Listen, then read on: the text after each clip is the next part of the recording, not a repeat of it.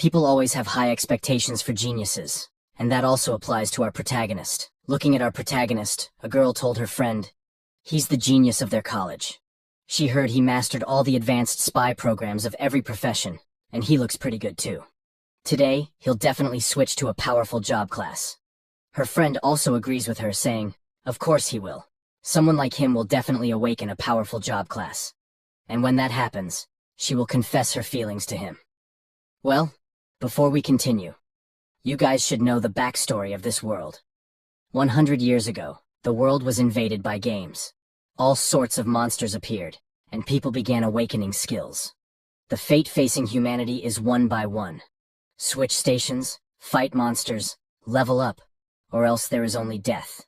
And geniuses always attract attention at such times. Their abilities determine the fate of humanity. And today is Job Class Transfer Day. Our protagonist is very happy that finally, the moment has arrived. His name is Jiang Li. 18 years ago, he crossed over to this world. With exceptional talent, he has been tirelessly learning various abilities. He has only one goal, to become the absolute strongest. He's status that 4 classes are suitable for him. In warrior combat skills, he is excellent. In mage combat skills, he is excellent. In assassin combat skills, he is excellent. And in advanced combat skills, he is excellent. Everyone is expecting that such excellent talent is sure to awaken a hidden job class. Well, jobs are divided into basic jobs, advanced jobs, and hidden jobs. The strength of jobs and the difficulty of awakening increase in sequence, especially for hidden jobs. It's like finding a needle in a haystack, awakening to obtain overwhelming power. The principal of his school tells everyone that Jiang Li's future is boundless. Of course, being too outstanding will always attract jealousy and dissatisfaction from some people. When Jiang Li was going into the awakening grounds, he was stopped by his bully classmates. They called Jiang Li a highly anticipated genius. The leader of those bully classmates is Yan Shu. Looking down on Jiang Li, Yan Shu asks him what advanced job class he is planning to awaken today. Yan Shu is from the Golden Domain, one of the 3 geniuses of their Golden Domain Academy. His father is a powerful golden class practitioner. But everywhere on campus, Jiang Li is always one step ahead. Jiang Li doesn't want to associate with him. He told Yan Shu that he just doesn't know what to awaken and started walking away. But Yan Shu stopped him. He put his hand on Jiang Li's shoulder and told him to stop showing off, or he might awaken a garbage job class. He laughed and told Jiang Li not to blame them for not giving him face when that happens. Jiang Li got angry and told Yan Shu to let go of him. Hearing that, Yan Shu also got a little angry. But when he saw Jiang Li's blue glowing eyes looking at him very angrily, he got a little scared and removed his hand. Well, Jiang Li also knows today he will definitely be the center of attention. And if his awakening fails, it would be truly embarrassing because once a genius fails, they become a laughingstock. Then sometime later, students' awakening starts. The first one was Class 1's Zhang Danyu, who awakens and fails first. He was very disappointed, but his teacher told him that even for students awakening to ordinary professions, don't lose heart, keep striving. There's potential in everyone. Then he calls the next student. The next student's awakening was very powerful. The whole ground got covered by bright lights. This student is Li Muwan, and she successfully awakened the advanced job class, Swift Archer. Students of Golden Domain Academy jumped in happiness because it's the genius girl from their Golden Domain Academy. Li Muwan, looking at Jiang Li, smiles as he was clapping for her successful awakening. Suddenly, there's another flash. It's another advanced job class. The one who awakens next was from Class 3, Yan Shu. He successfully awakened as an advanced job class, Flame Mage. Everyone was amazed by it, but Yan Shu was disappointed, saying it's just an advanced class. People start to talk that 2 consecutive advanced classes. Then it means this class is really strong, and there are even stronger ones coming up. Yan Shu comes down from the stage, saying, "Although it's just an advanced job class, it's already super impressive in the eyes of others. A bunch of inexperienced fools." When Yan Shu saw Jiang Li in front, he insulted him, saying, "Jiang Li, don't think your clown-like efforts can change anything. Talent is something you're born with." Jiang Li thought Yan Shu is a moron and didn't reply to him. Well, the next call for the student was Class 4's Jiang Li. He goes to the stage. At the office where all the principals of different academies were watching the awakening, An old principal asks the principal of Golden Domain Academy. Is he Jiang Li? The one with the best grades in your school? He really stands out. The principal didn't say anything, and was just looking at Jiang Li. When the awakening started, Jiang Li's body started to glow with blue light. A job class scroll and a talent book came out as he awakened, but that blue light got stronger as time passed. The principal of Golden Domain Academy stood from his seat to see such a commotion happening. He thought, could it be the unique hidden job class? But when that blue light dimmed, Jiang Li's job class appeared. It was a basic job class of Mage. Principals were shocked to see that. The old principal asks the principal of Golden Domain Academy, what's happening? Wasn't he supposed to be the best student? Seeing Jiang Li's job class, Yanshu started to laugh, saying, serves him right, my flame mage is better than that. Everyone around Li Muan started to call Jiang Li a so-called genius fake. They said Li Muan is the real deal, and asked her to please take them under her wing. Li Muan was not even paying any attention to them. She was just looking at Jiang Li, all worried. Jiang Li was just standing on the stage, not saying any words. People start to talk that Jiang Li's supposed to be a top student. Yet all he gets is a mage. They had such high hopes for nothing. They all were laughing. One asked others if they saw the principal's expression. It's so embarrassing. Jiang Li was just standing there, thinking that there is no way. Is this all there is to it? But suddenly, a bright screen appeared in front of his eyes. It was a system notification congratulating Jiang Li for awakening a special talent. Skills automatically max level. Jiang Li was surprised to see that special talent. He had never heard of such a thing before. He thought, could there be a connection to his crossing over? Suddenly, another window popped up, showing Jiang Li his skills, but they're not max level. But before he could say anything, suddenly that system screen started to shine very brightly. Jiang Li's 3 skills. Fireball spell, light armor spell, and meditation spell, all 3 of their levels started to rise, and right before Jiang Li's eyes, they all continued to level up. Seeing his level going up so fast, he got a little scared, and at last, all his skills levels leveled up to max levels. Seeing that, Jiang Li was shocked, asking, what's going on here? Jiang Li was surprised because he remembered his teacher, Pu Jing, mentioning that after awakening as a practitioner, each profession comes with 3 level 1 starting skills. After leveling up, the strength and effects undergo a qualitative leap. But leveling up skills is very difficult. Currently, there should still be people who can max out all their skills. Jiang Li laughs, thinking that skills max level turns out to be so simple. He smiles, saying, it seems like fate hasn't abandoned me after all. Skills automatically max level. This is even more awesome than a hidden job class. While all this was happening in Jiang Li's mind, suddenly his principal shakes him to wake up.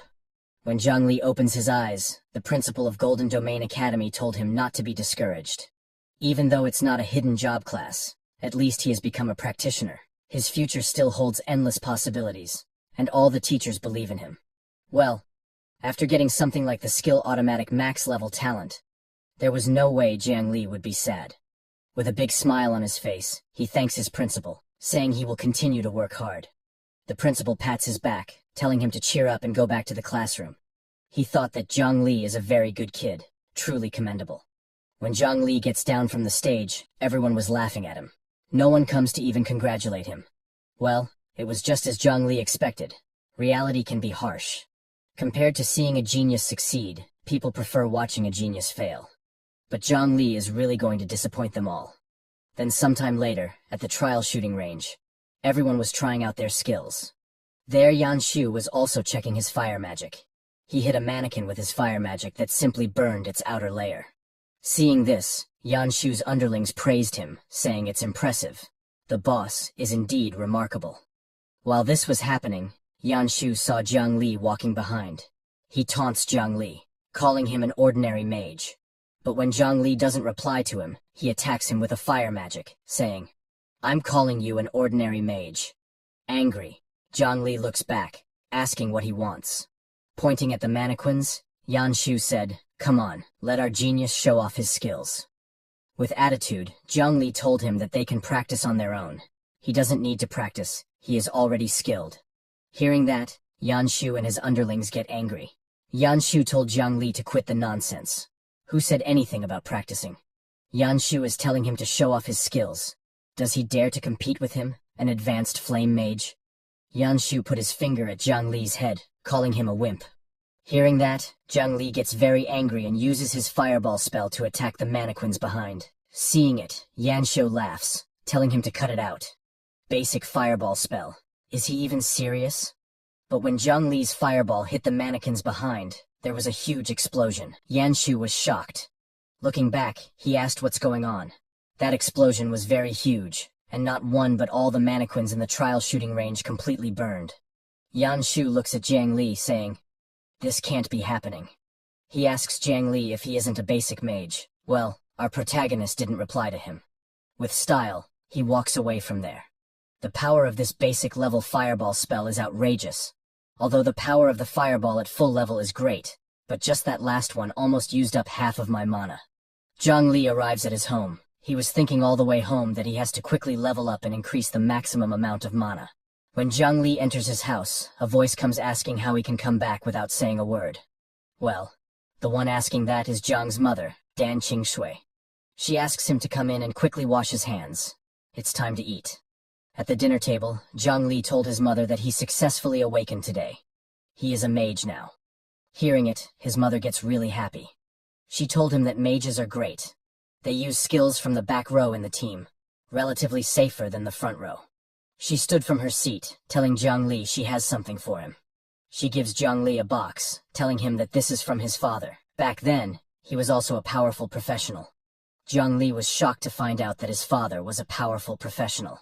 He asks his mother that didn't she tell him before that he had died long before Zhang Li was born. He asks her that since he was a powerful professional, where did he go in the end? Why has he ignored them for so many years? Well, his mother also doesn't know either. She told Zhang Li that his father only said he was going to the edge of the world, saying there are very important matters to attend to. So he left in a hurry. When she saw that Zhang Li is getting angry to hear that, she told him not to blame his father. He promised to make Zhang Li a mage. That's why she has always emphasized Zhang Li's studies in mage skills. His mother starts crying. She said that now that Zhang Li has grown up and become a mage, well, she didn't complete her words. But she is hoping that now that Zhang Li has become a mage, his father could come back to her. She turned around and goes to her room, saying she is tired. She asks Zhang Li to go back to his room and rest first, or he can check the box. Well, looking at the box, Zhang Li felt as if this is going to change his life. When he tries opening that box, a golden light starts coming out of it. Zhang Li was shocked to see it. Inside that box was a job class scroll and a note. It was written on the note that using this scroll can change one's profession to a powerful arcanist. Requirements for profession change are that a mage class profession strength reaches gold level or above. Zhang Li was shocked to find out that it's a profession change scroll. It's a profession change scroll that can change to a special profession. The requirements are to reach the gold level of profession. In this world, professions are clearly divided into normal, iron, bronze, silver, gold, holy domain, and demigod. When one reaches a certain level and meets the corresponding conditions, they can break through to the next rank. Zhang Li was told that his father was one of the top professionals in the gold level, but even he was only at the gold level, so there is no way for him to get this kind of scroll. Now Zhang Li knows that it was all a lie. He doesn't understand what rank his father was, who could obtain such a scroll. Holy domain or demigod. If he had such strength, why has there been no news for so many years?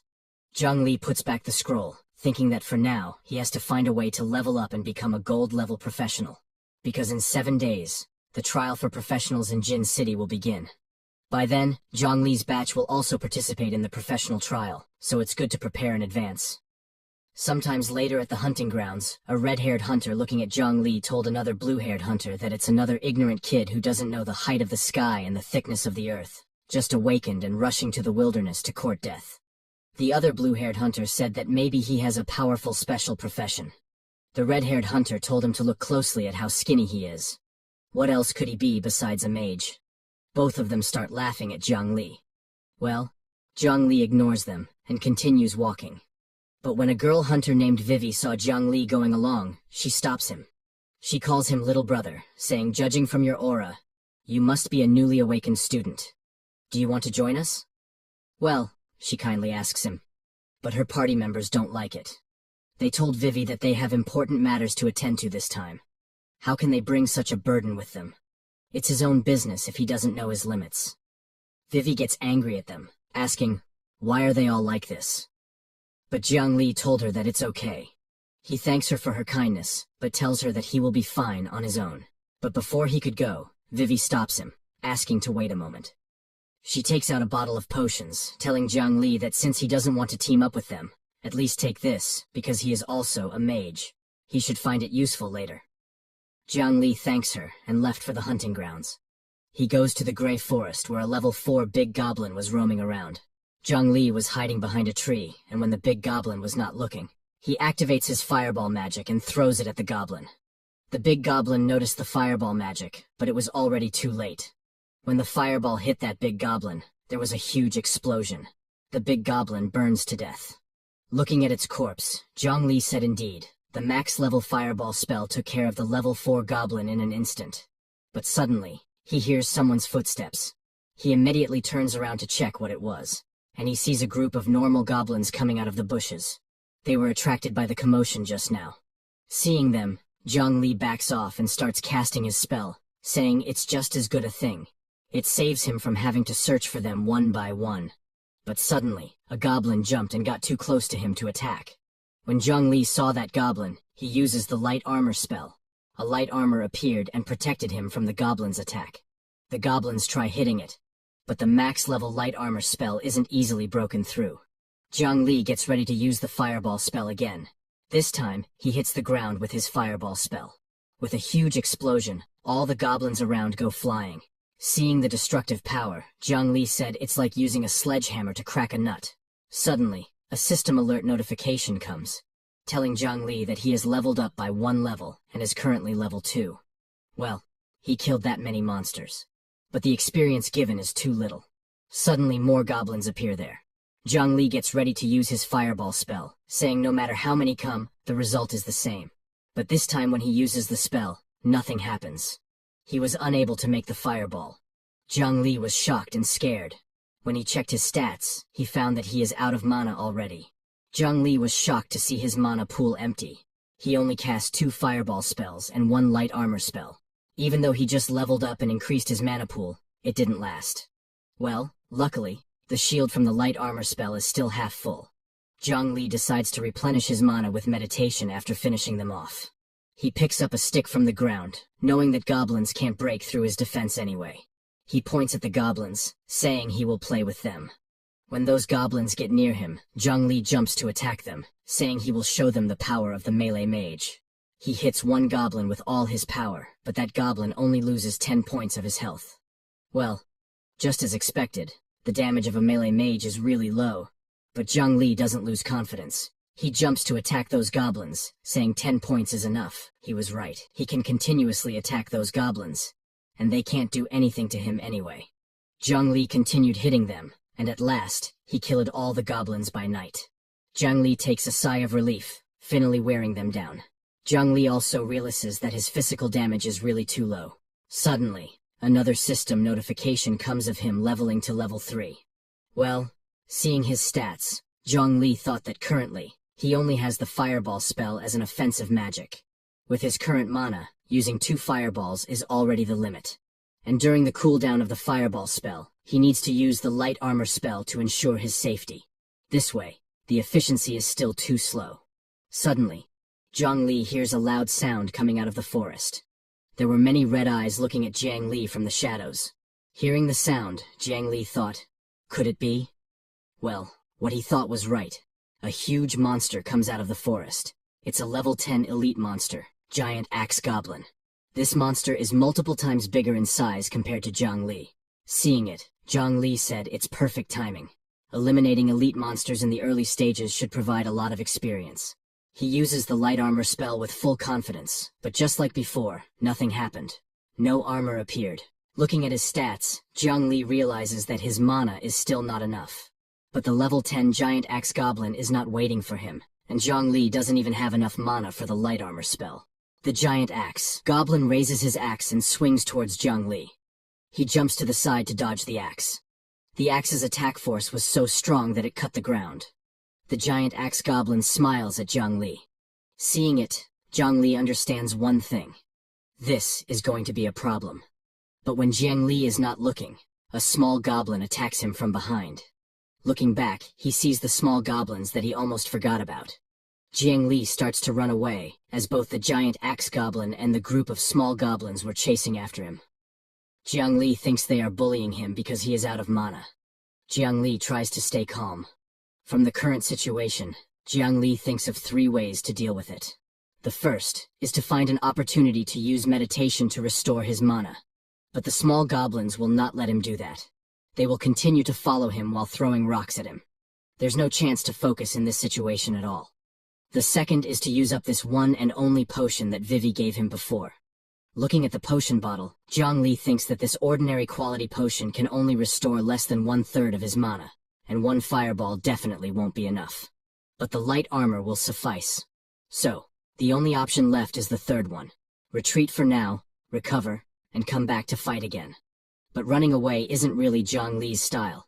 He turns back to fight the giant axe goblin. He knows that if he waits for mana to naturally recover, it'll take 24 hours. And during this time, the elite monster might be taken by someone else. Jiang Li opens the potion bottle and drinks it. As he drinks it, his mana immediately increases. The giant axe goblin raises his axe to attack him again, and it hits the place where Jiang Li was standing. The whole ground there was destroyed, but the one to get shocked was the giant axe goblin. At the last moment, Jiang Li casts his light armor spell that stops the giant axe goblin's axe. Seeing his status window, Jiang Li wonders how much mana he can restore using max-level meditation before the light armor breaks. Well, this is a gamble, and Jiang Li plays it. Seeing the light armor, the giant axe goblin gets very angry. Ignoring it, Jiang Li sits down to meditate and starts to recover his mana. Looking at Jiang Li completely ignoring it, the giant axe goblin gets even more angry. It starts continuously attacking the light armor around Jiang Li. Well, 1/3 of Jiang Li's mana has recovered, but his light armor is slowly breaking. But Jiang Li doesn't pay any attention to it and continues with meditation. But when the giant axe goblin, using its full force, attacks the almost broken light armor, it breaks immediately. Well, Jiang Li's mana has half recovered. Seeing it, he says it's enough to deal with this goblin. That goblin was tired after struggling to break the armor, and before it could attack again, Jiang Li, using his fireball spell, attacks it. The giant axe goblin goes flying after it was hit by the max-level fireball spell. There was a huge explosion, and along with the giant axe goblin, all the small goblins also died. A system notification comes, telling Jiang Li that he successfully attacked the weak point. It's a critical hit that kills the giant axe goblin. Jiang Li was exhausted because that was a close call. But max-level meditation sure is powerful. For killing an elite monster and many small monsters, Jiang Li's level increased by 4 levels. Currently, he is level 7. Jiang Li was surprised to find that he leveled up 4 levels just by killing an elite monster. He goes to check the corpse of the giant axe goblin, hoping to find anything good there. He gets 2 pieces of black iron equipment, swift gloves, and exquisite leather boots. But with his current combat strength, either he kills the monster with 1 hit, or the monster kills him in 1 go. So, these beginner's equipment probably won't make much of a difference. And they're ugly. Jiang Li decides to keep them to sell when he gets the chance. On another note, judging by Jiang Li's current mana, he still can't cast a 3rd fireball at full capacity. And every time he has to risk his life to gather the monsters together. Jiang Li said that this efficiency is not even comparable to grinding monsters for a whole day, compared to fighting an elite monster. He was hoping that if only there were other low-cost, wide-range attack spells it would be great. And suddenly he saw behind a skill book lying on the ground. Jiang Li's eyes get brighter as he saw the skill book because it's something that even novice classes can learn. He opened the skill book to see what skill it is. And just when he opens it, a huge amount of thunder comes out of the book and flows into Jiang Li's body with high speed. He was shocked to see that the skill book's skill is Arc Lightning. Jiang Li remembers that it's an area of effect skill.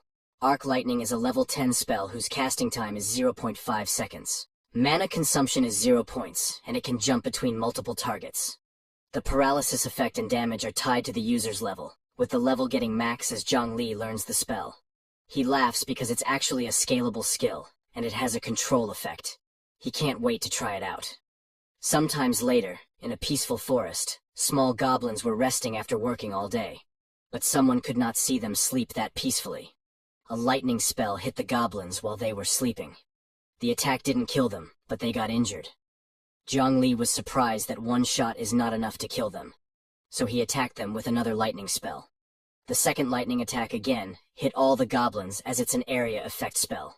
After getting hit the second time, the goblins died.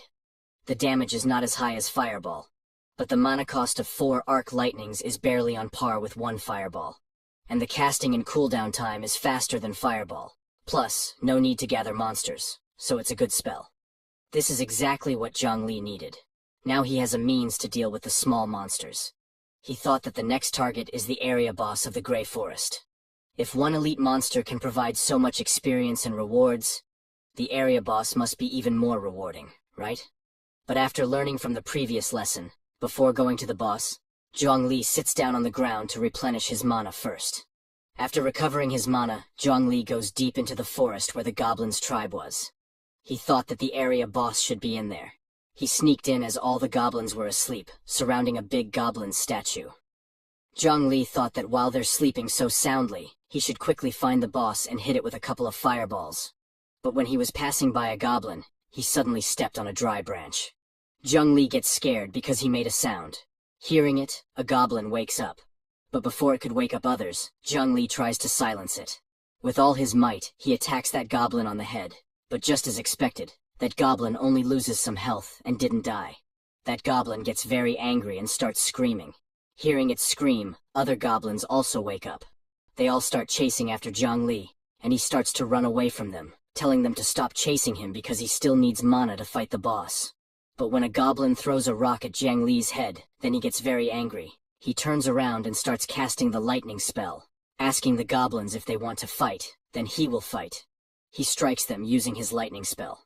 All the goblins get hit by the lightning spell and lose half of their health. But Zhongli didn't stop there.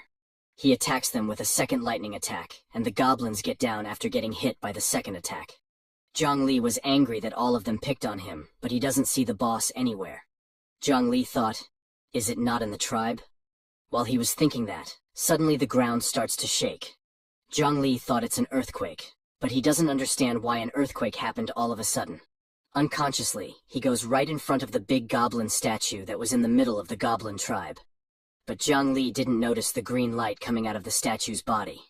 Not far away from there, 3 people were roaming around in the forest where Zhongli was. The guy in the middle was their leader. His name is Yan Quan, Yan Shu's cousin. He knows that Zhongli in this forest practicing this late. Yan Quan plans to seize this opportunity to take down Zhongli, then his cousin will surely be pleased. He laughs, wondering how his uncle will reward him then. One of Yan Quan's underlings looks around and asks him if it's so late. Is that guy surnamed Jiang really still in the forest? Yan Quan angrily looks at him and said, "Why, you don't trust me?" That underling gets really scared. He explains that how could he dare to doubt him? What he means is, it's dangerous to be out in the wild at night. If they encounter an elite monster or a boss entry-level practitioner, they can't handle them at all. But suddenly they also felt the earthquake that Zhongli felt. Yan Quan immediately recognized that reaction. He understood that someone triggered the area boss. He didn't expect an unexpected gain. He told his underlings that the area boss here is the Goblin Shaman. The 3 of them, Black Iron level practitioners, can barely handle it. No matter who's fighting the boss right now, they will let them fight for a while. He laughs, and with a cunning smile, he said that they will give them a taste of their attack later. On the other hand, that statue broke, and from it, the level 20 boss, Goblin Shaman, comes out. Zhongli was shocked to see it, asking if that's the area boss of the Greywood Forest. Looking at it, Zhongli thought that its momentum is not as strong as the previous elite monsters. But before Zhongli could understand the situation more, that Goblin Shaman started casting an ice arrow spell. Seeing that it's also a mage, Zhongli smiles and activates his fireball spell. Zhongli throws his fireball at the Goblin Shaman because the Goblin Shaman was still casting its spell. Its casting speed is too slow compared to Zhongli. There was a huge explosion around the Goblin Shaman. A system notification comes, telling Zhongli that he successfully attacked the enemy's weak point. It's a critical hit. But in that burning fire, a shadow appeared. And suddenly that shadow attacks Zhongli with an ice arrow. Seeing that, Zhongli immediately casts his light armor spell, saying, I knew it wouldn't be that simple. When the ice arrow hits the light armor that Zhongli casted, a system notification comes, warning Zhongli that his light armor is hit by a level 5 ice arrow from the boss goblin shaman. The light armor loses half of its power. Zhongli was shocked to see that the goblin's ice arrow caused such high damage. On the other hand, the goblin shaman was completely unharmed. But when the fire died down, Zhongli disappeared from its sight. The goblin shaman was looking for Zhongli, and he was hiding behind a tree right behind the goblin shaman. But when the goblin shaman felt some movement from behind, it used the ice arrow spell, hitting the tree behind. Well, that was the wrong tree. Zhongli was hiding right next to that tree. Seeing the goblin shaman completely unharmed, Zhongli realized that he had not hit the weak point just now. He understands that the cloak the goblin shaman is wearing can resist flames, must have magic resistance. Zhongli just cleared the mobs, and now straight into a boss fight. Looking at his health and mana, he knows that with his current mana, he definitely can't handle it. Zhongli thought that before the goblin shaman notices him, he will replenish some mana first. On the other hand, the goblin shaman continues attacking the trees he felt Zhongli could be hiding behind. One by one, all the trees fall after getting hit by the goblin shaman's ice arrow spell. Now only one tree was remaining, and that was the tree Zhongli was hiding behind. The goblin shaman goes in front of that tree, then he uses its ice arrow and attacks that tree. The ice arrow first pierces through the tree, then hits the light armor which Zhong cast before. Zhongli was still meditating to recover his mana, but when his light armor got destroyed, he opened his eyes. When the goblin shaman finds Zhongli, it starts to laugh. It immediately starts casting a big spell of multiple ice arrows. Seeing it, Zhongli realizes that this situation is very bad. Zhongli was too shocked when the goblin shaman attacked the tree where he was hiding. Looking at his stats, Zhongli knows that currently his mana isn't enough to cast Fireball, so he decides to fight using a lightning spell. The goblin shaman, who has already cast the ice arrow to attack Zhong, got hit by his lightning spell. Due to Zhong's lightning spell's paralyzing effect, the goblin shaman's ice arrow spell was destroyed. The goblin shaman got on his knees as all of his energy left his body. Zhong gets happy to see that the paralyze effect of arc lightning at max level can actually interrupt the goblin shaman's casting. Seeing this great opportunity, he runs towards the goblin shaman, stealing the goblin shaman's treasured robe, thinking that without it, the goblin shaman won't be able to withstand his spells. Zhongli's plan was to first take away their equipment, then strike guerrilla style. Now it's Zhongli's turn to strike back since the goblin shaman is unable to fight back at the moment. After getting hit by the lightning arc spell again, the goblin shaman is now more miserable. Zhongli's attacks are making him very angry. He looks around for Zhongli to attack, and when he sees a white cloth behind some trees, he gets happy thinking Zhongli is there. He again casts the ice arrow spell and attacks those trees with full power, changing the trajectory of the arrows to make them more powerful. His ice arrows completely destroyed those trees, making big holes in them. There was a huge explosion of cold ice and blue mana.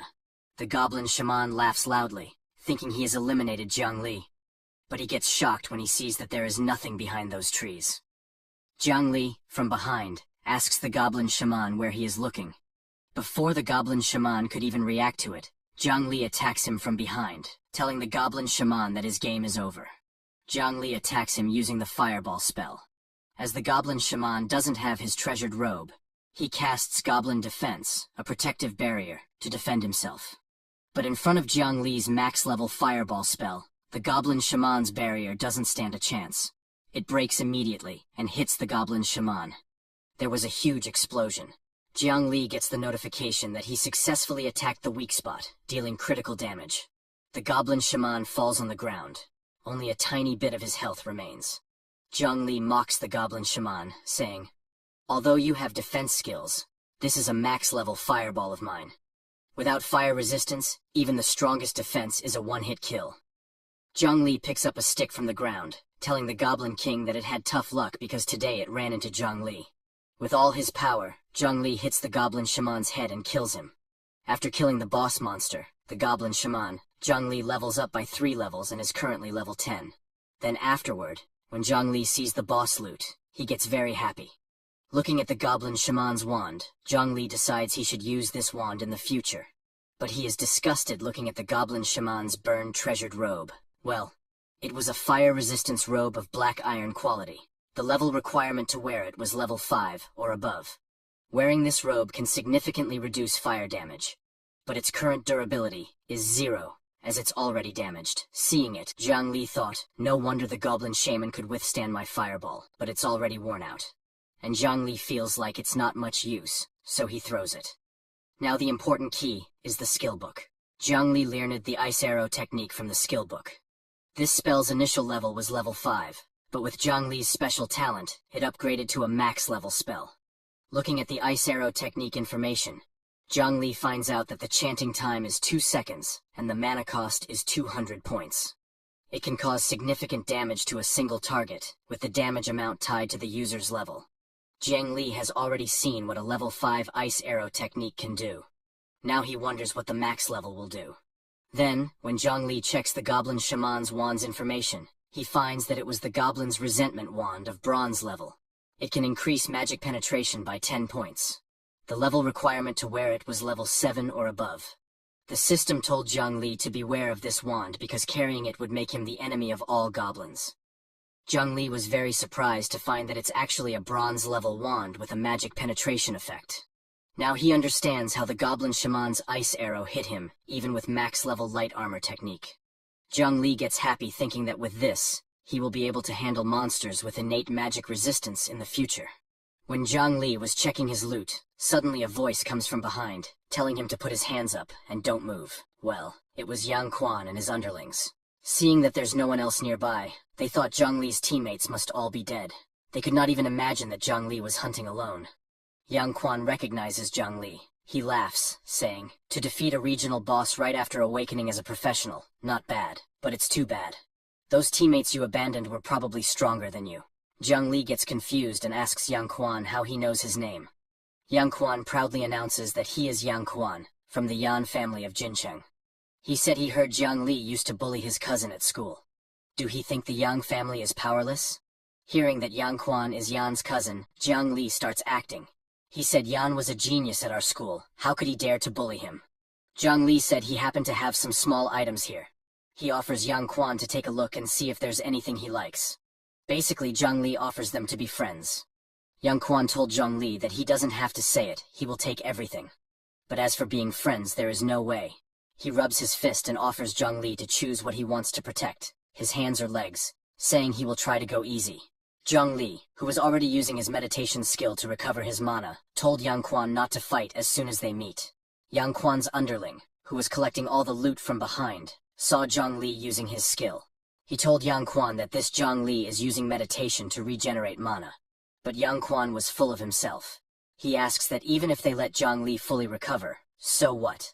The three of them, all at black iron level, can't beat a novice, and he's just an ordinary mage.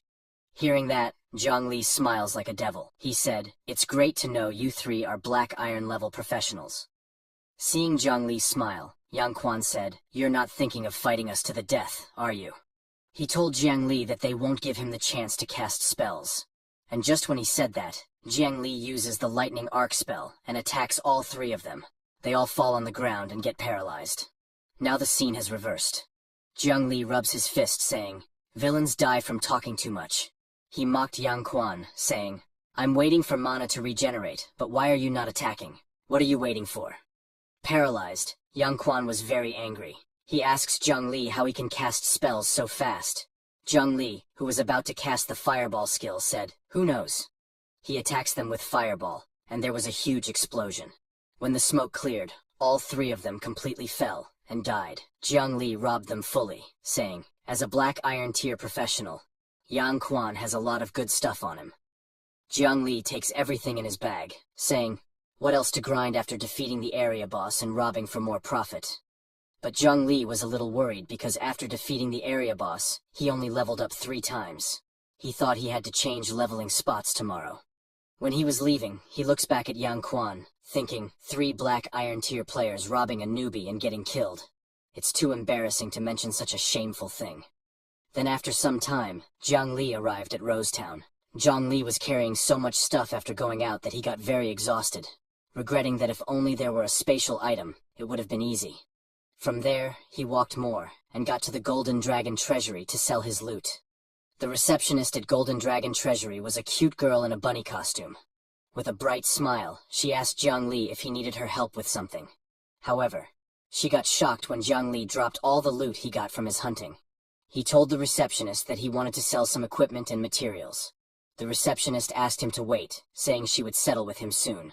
Then, a while later, she told Jiang Li that it's all settled. According to market prices, it's a total of 972,000 Flame Dragon coins. She rounded it up to 1 million Flame Dragon coins for Jiang Li. Jiang Li was shocked to find that his loot sold for 1 million. Well, it was a normal reaction because he knows that his mom only earns 3,000 to 4,000 a month, but he made 1 million so easily. He thought, is this the difference between professionals and ordinary people? He was happy because at this rate, it won't be long before he can give his mom a better life. Then, after Jiang Li got the money, he asked the receptionist if they had any basic skill books for sale there. The receptionist said yes, and asked him to please follow her. While Jiang Li was doing his business on the ground, someone was looking at him from the first floor. She is Golden City Academy's genius girl, Mo Qing, also Jiang Li's classmate. She was a little surprised to see Jiang Li there. Suddenly her attendant called her saying, "Miss, everything is ready." Hearing that, she left. On the other hand, the bunny receptionist took Jiang Li to the Golden Dragon Treasury Library. He asked her that since he needed basic mage class skills, did she have any recommendations? The bunny receptionist took out 5 beginner-level skills that mages can learn, telling Jiang Li that he could choose some that he liked. The first was Level D slowness technique that cost 600,000 Flame Dragon coins. Except for it, all 4 were Level D ice arrow technique, similarly costing 600,000 Flame Dragon coins. Seeing the price, Jiang Li was amazed, thinking, looks like my 1 million isn't really that much. He understood that for now, he could only buy some low-level ones for transition. Currently, Jiang Li knew Fireball, Arc Lightning, and Ice Arrow, so his both single-target and AoE attacks were covered, and he also had Light Armor technique for defense. So, he chose Level D slowness technique as a control skill, thinking that although he had Arc Lightning which has a paralysis effect, the duration is too short. He bought the Slowdown technique. Slowdown technique is a level 10 spell with a cooldown of 1 second, chanting time 0.4 seconds, and duration of 2 seconds. Its effect is that it can apply a slowdown buff to the target, and the slowdown effect is linked to the user's level. But it doesn't matter to Jiang Li because when he learned it, the skill level increased to max level. Jiang Li also needed to solve the problem of mana limit, so he decided to buy some supplies with the remaining money. He asked the receptionist if they sold blue potions or similar items there. And just like that, Jiang Li spent all his 1 million coins. On the other hand, in the reception room of Golden Dragon Treasure Store, the manager personally welcomed Jiang Li's classmate, Mo Qing. She is a very high-status lady of society. Scared of her status, the manager told Mo Qing that the information has been gathered. There indeed is a Black Iron Tier dungeon appearing in the Gale Plains. But the entrance is uncertain, so they need to spend some more time searching. Mo Qing's personality is a little bossy. She told the manager that it's okay. As long as the entrance is in the Gale Plains, she will personally take people to search tomorrow. Well, she was talking about business, but all her attention was on the person she just saw in the hall. She was wondering if she saw it wrong because she heard Jiang Li's awakening ceremony went wrong, and he ended up just an ordinary mage, so it shouldn't be possible for him to appear here. While she was thinking this, her butler noticed it, and asked her what she was thinking about. She got surprised that her butler noticed her. Embarrassed, Mo Qing told him that it's nothing. The butler told her that if she can clear this dungeon, her level will definitely skyrocket. Reaching Black Iron Tier probably won't be a problem, and by the time of the trial competition in a week, she will definitely be able to surpass Miss Li from the Li family. Hearing that, Mo Qing got very happy. She told the butler there is no time to waste. She asked him to gather Mo Da and the others over here. She will lead them into the dungeon herself when the time comes. Later, at the Gale Plains which Mo Qing was talking about, 2 Gale Wolves were chasing Jiang Li. He attacked them using the Lightning Arc spell. This attack hit both of the Gale Wolves, and both of them lost half their health and were paralyzed. Jiang Li was surprised to see that with the increase in level, the damage of magic has also become higher. He thought that now, if he goes to fight goblins again, Arc Lightning should be able to one-shot them. While he was thinking that, suddenly another Gale Wolf attacked him from behind, aiming for his neck. But to his surprise, that Gale Wolf's teeth broke down after hitting Jiang Li's light armor. He had already cast the light armor spell for this moment. Seeing that this chase is endless, Zhongli started running again, and those wolves chased him. Suddenly, he looked back and attacked a Gale Wolf with the lightning arc spell. But right before that spell hit the Gale Wolf, it moved to his side and dodged it. Zhongli was surprised to see that these Gale Wolves can actually dodge his arc lightning. He thought, since that's the case, then he will use his new spell. Zhongli cast his newly learned spell, Slowdown Technique. Suddenly, a purple magic circle appeared beneath those Gale Wolves, slowing their movements. Seeing it, Jiang Li said, "Is this the max level slowdown technique? Fast casting speed, no trajectory, and the enemy can't dodge." He was very surprised, but it can only be cast on a single target, so using it 3 times in a row is a bit extravagant. Jiang Li knows that he needs to deal with other Gale Wolves before others arrive. Then, a moment later, after killing them, Jiang Li drinks a bottle of blue potion to recover his health and mana. It was a good thing he bought some supplies at the Golden Dragon Treasury yesterday. With that, today's monster grinding efficiency is much higher. Currently, Jiang Li is at level 11. At the moment, he was hiding behind a road, thinking about how he should deal with this elite monster. The monster he was aiming for is a level 20 bloodline wolf, triple in size compared to normal Gale Wolves. So, Jiang Li decided to make a surprise attack. He hid behind the rock, and when the bloodline wolf was not looking, he attacked it with the lightning arc spell. When the bloodline wolf was in a paralyzed state, Jiang Li jumped from the rock and attacked it using the fireball spell, saying, "He will take out the mother." There was a huge explosion there, and a system notification came confirming that he successfully attacked the weak spot, making it a critical hit. The bloodline wolf was in bad shape, and the other Gale Wolves had already died. Jiang Li said, "Now it's 1 versus 1. Suddenly, that injured bloodline wolf jumped to attack him. But Jiang Li used the slowdown spell on it, telling it to behave itself. The slowdown curse tied down the bloodline wolf, completely restricting its movement. The bloodline wolf cannot reach Jiang Li, who was standing right in front of him. Looking at it, Jiang Li said that although he doesn't know where the weak spot of the bloodline wolf is, one thing is certain. He cast the fireball spell and said, "It's hairy, it's weak, and it's on fire." Seeing the fireball, the bloodline wolf got very scared because it has already experienced it. Jiang Li successfully attacked its weak spot, making it a critical hit. After killing the bloodline wolf, he leveled up by 2 levels, currently at level 13. As the loot for killing the bloodline wolf, Jiang Li obtained a black iron dagger and a black iron ring.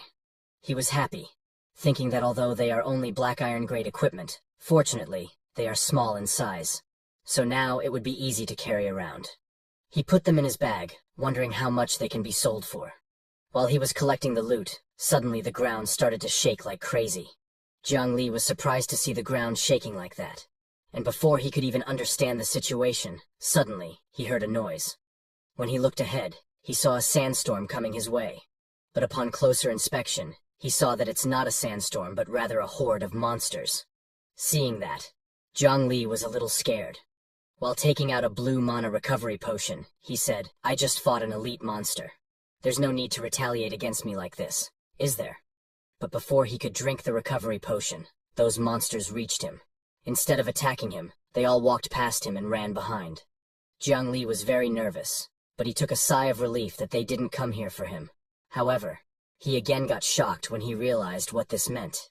He ran towards the main base area because he knows that wolves are pack animals, and only the Wolf King can summon such a large wolf pack. So, someone triggered the area boss.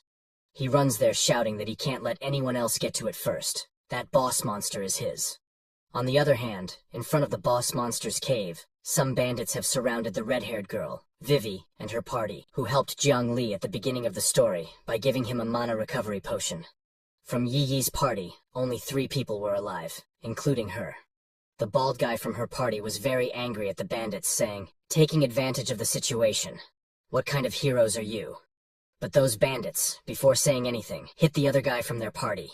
The bandit leader told the bald guy that although they are not really heroes, if he wants to blame anyone, blame himself for being too foolish to come to fight the boss so openly without any preparation. If they don't grab it, who will? All the bandits were aiming at them.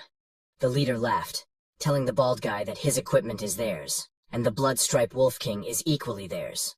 The bald guy and Yi Yi were too scared because from their party, only they were alive.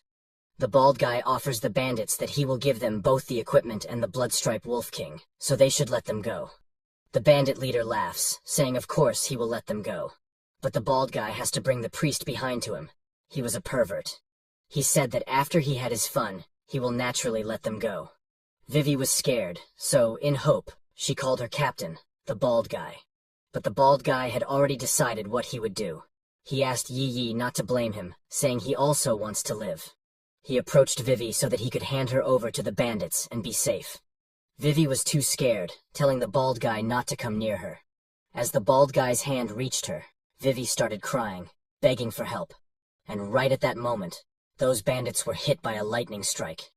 Everyone was shocked by what just happened. The bandit leader was too angry, asking who dares to attack them, who dares to ruin his good fortune. He sensed someone's presence from behind, so he pulled out his sword, asking the enemy to come out. Well, the one who attacked them with lightning was Jiang Li, our main character. He smiled, saying, "Bandits, it's not even dark yet, and you are out robbing. You're so dedicated." Jiang Li readied the fireball spell to attack, but suddenly a bandit assassin attacked him from behind. Jiang Li looked back and attacked that assassin with fireball, saying, "I haven't finished speaking yet, so don't interrupt me." Seeing Jiang Li, the bald guy left Vivi and ran away, asking not to kill him. Vivi became too emotional when she saw that it's Jiang Li who came to help her. The bandit leader was too nervous, thinking if there are still allies standing because in a single strike, all his brothers were swiftly defeated. He understood that this opponent is too strong. But even after knowing all this, in the end, he still underestimated Jiang Li because he's merely a mage. The leader told the leftover bandits to attack Jiang Li together and not give him a chance to cast a spell. Annoyed, Jiang cast the fireball spell, asking, why does each one of them rush in so recklessly? Are they really so eager to die? He attacked them with the fireball and burned them alive. Seeing his fellow bandit brother's condition, the bandit leader got too scared. He couldn't understand how it is possible. It's merely a common mage's skill, yet why such a devastating impact? He threw his sword and got on his knees, saying, "My lord, this has all been a misunderstanding." Pointing at Vivi, he told Jiang Li to take her and leave because the Blood Rune Wolf King resides within the cave. Well, Jiang Li wasn't leaving him that easily.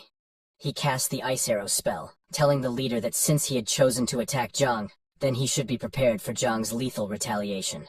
He shot the arrow, which killed the bandit leader. The dying bandit leader told Jiang Li that the Blood Wolf mercenaries wouldn't let him get away with this. Then, after killing all the bandits, Jiang Li collected all their equipment. He was happy, because now he could use so many skills in one breath. The level up brought a significant improvement. Vivi hesitated a little but approached Jiang Li and thanked him for saving her. She was a little embarrassed because she didn't expect him to be so powerful. She was worried about Jiang Li earlier. After packing up everything, Jiang told her that it's nothing. She had previously saved him as well, so now they were even. Then, before going into the boss monster's cave, he told her that he was about to go fight the boss. Did she want to come with him? Vivi hesitated at first, but seeing his power, she agreed. While Vivi was following Jiang Li, she thought he was amazing because he had just dealt with those thugs a moment ago, and now he was going to challenge the boss. She thought that Jiang Li's age didn't seem considerable. Could it be that he possessed some powerful and concealed class? Then, when both of them entered the cave, they saw the boss monster, a level 25 Blood Rune Wolf King, sleeping there. They hid behind a rock to observe it. Vivi thought that currently, she was only at level 20. She had just reached Black Iron rank not long ago.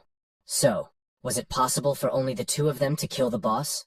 She was worried looking at Jiang Li, who seemed ready to attack the boss monster with the fireball spell.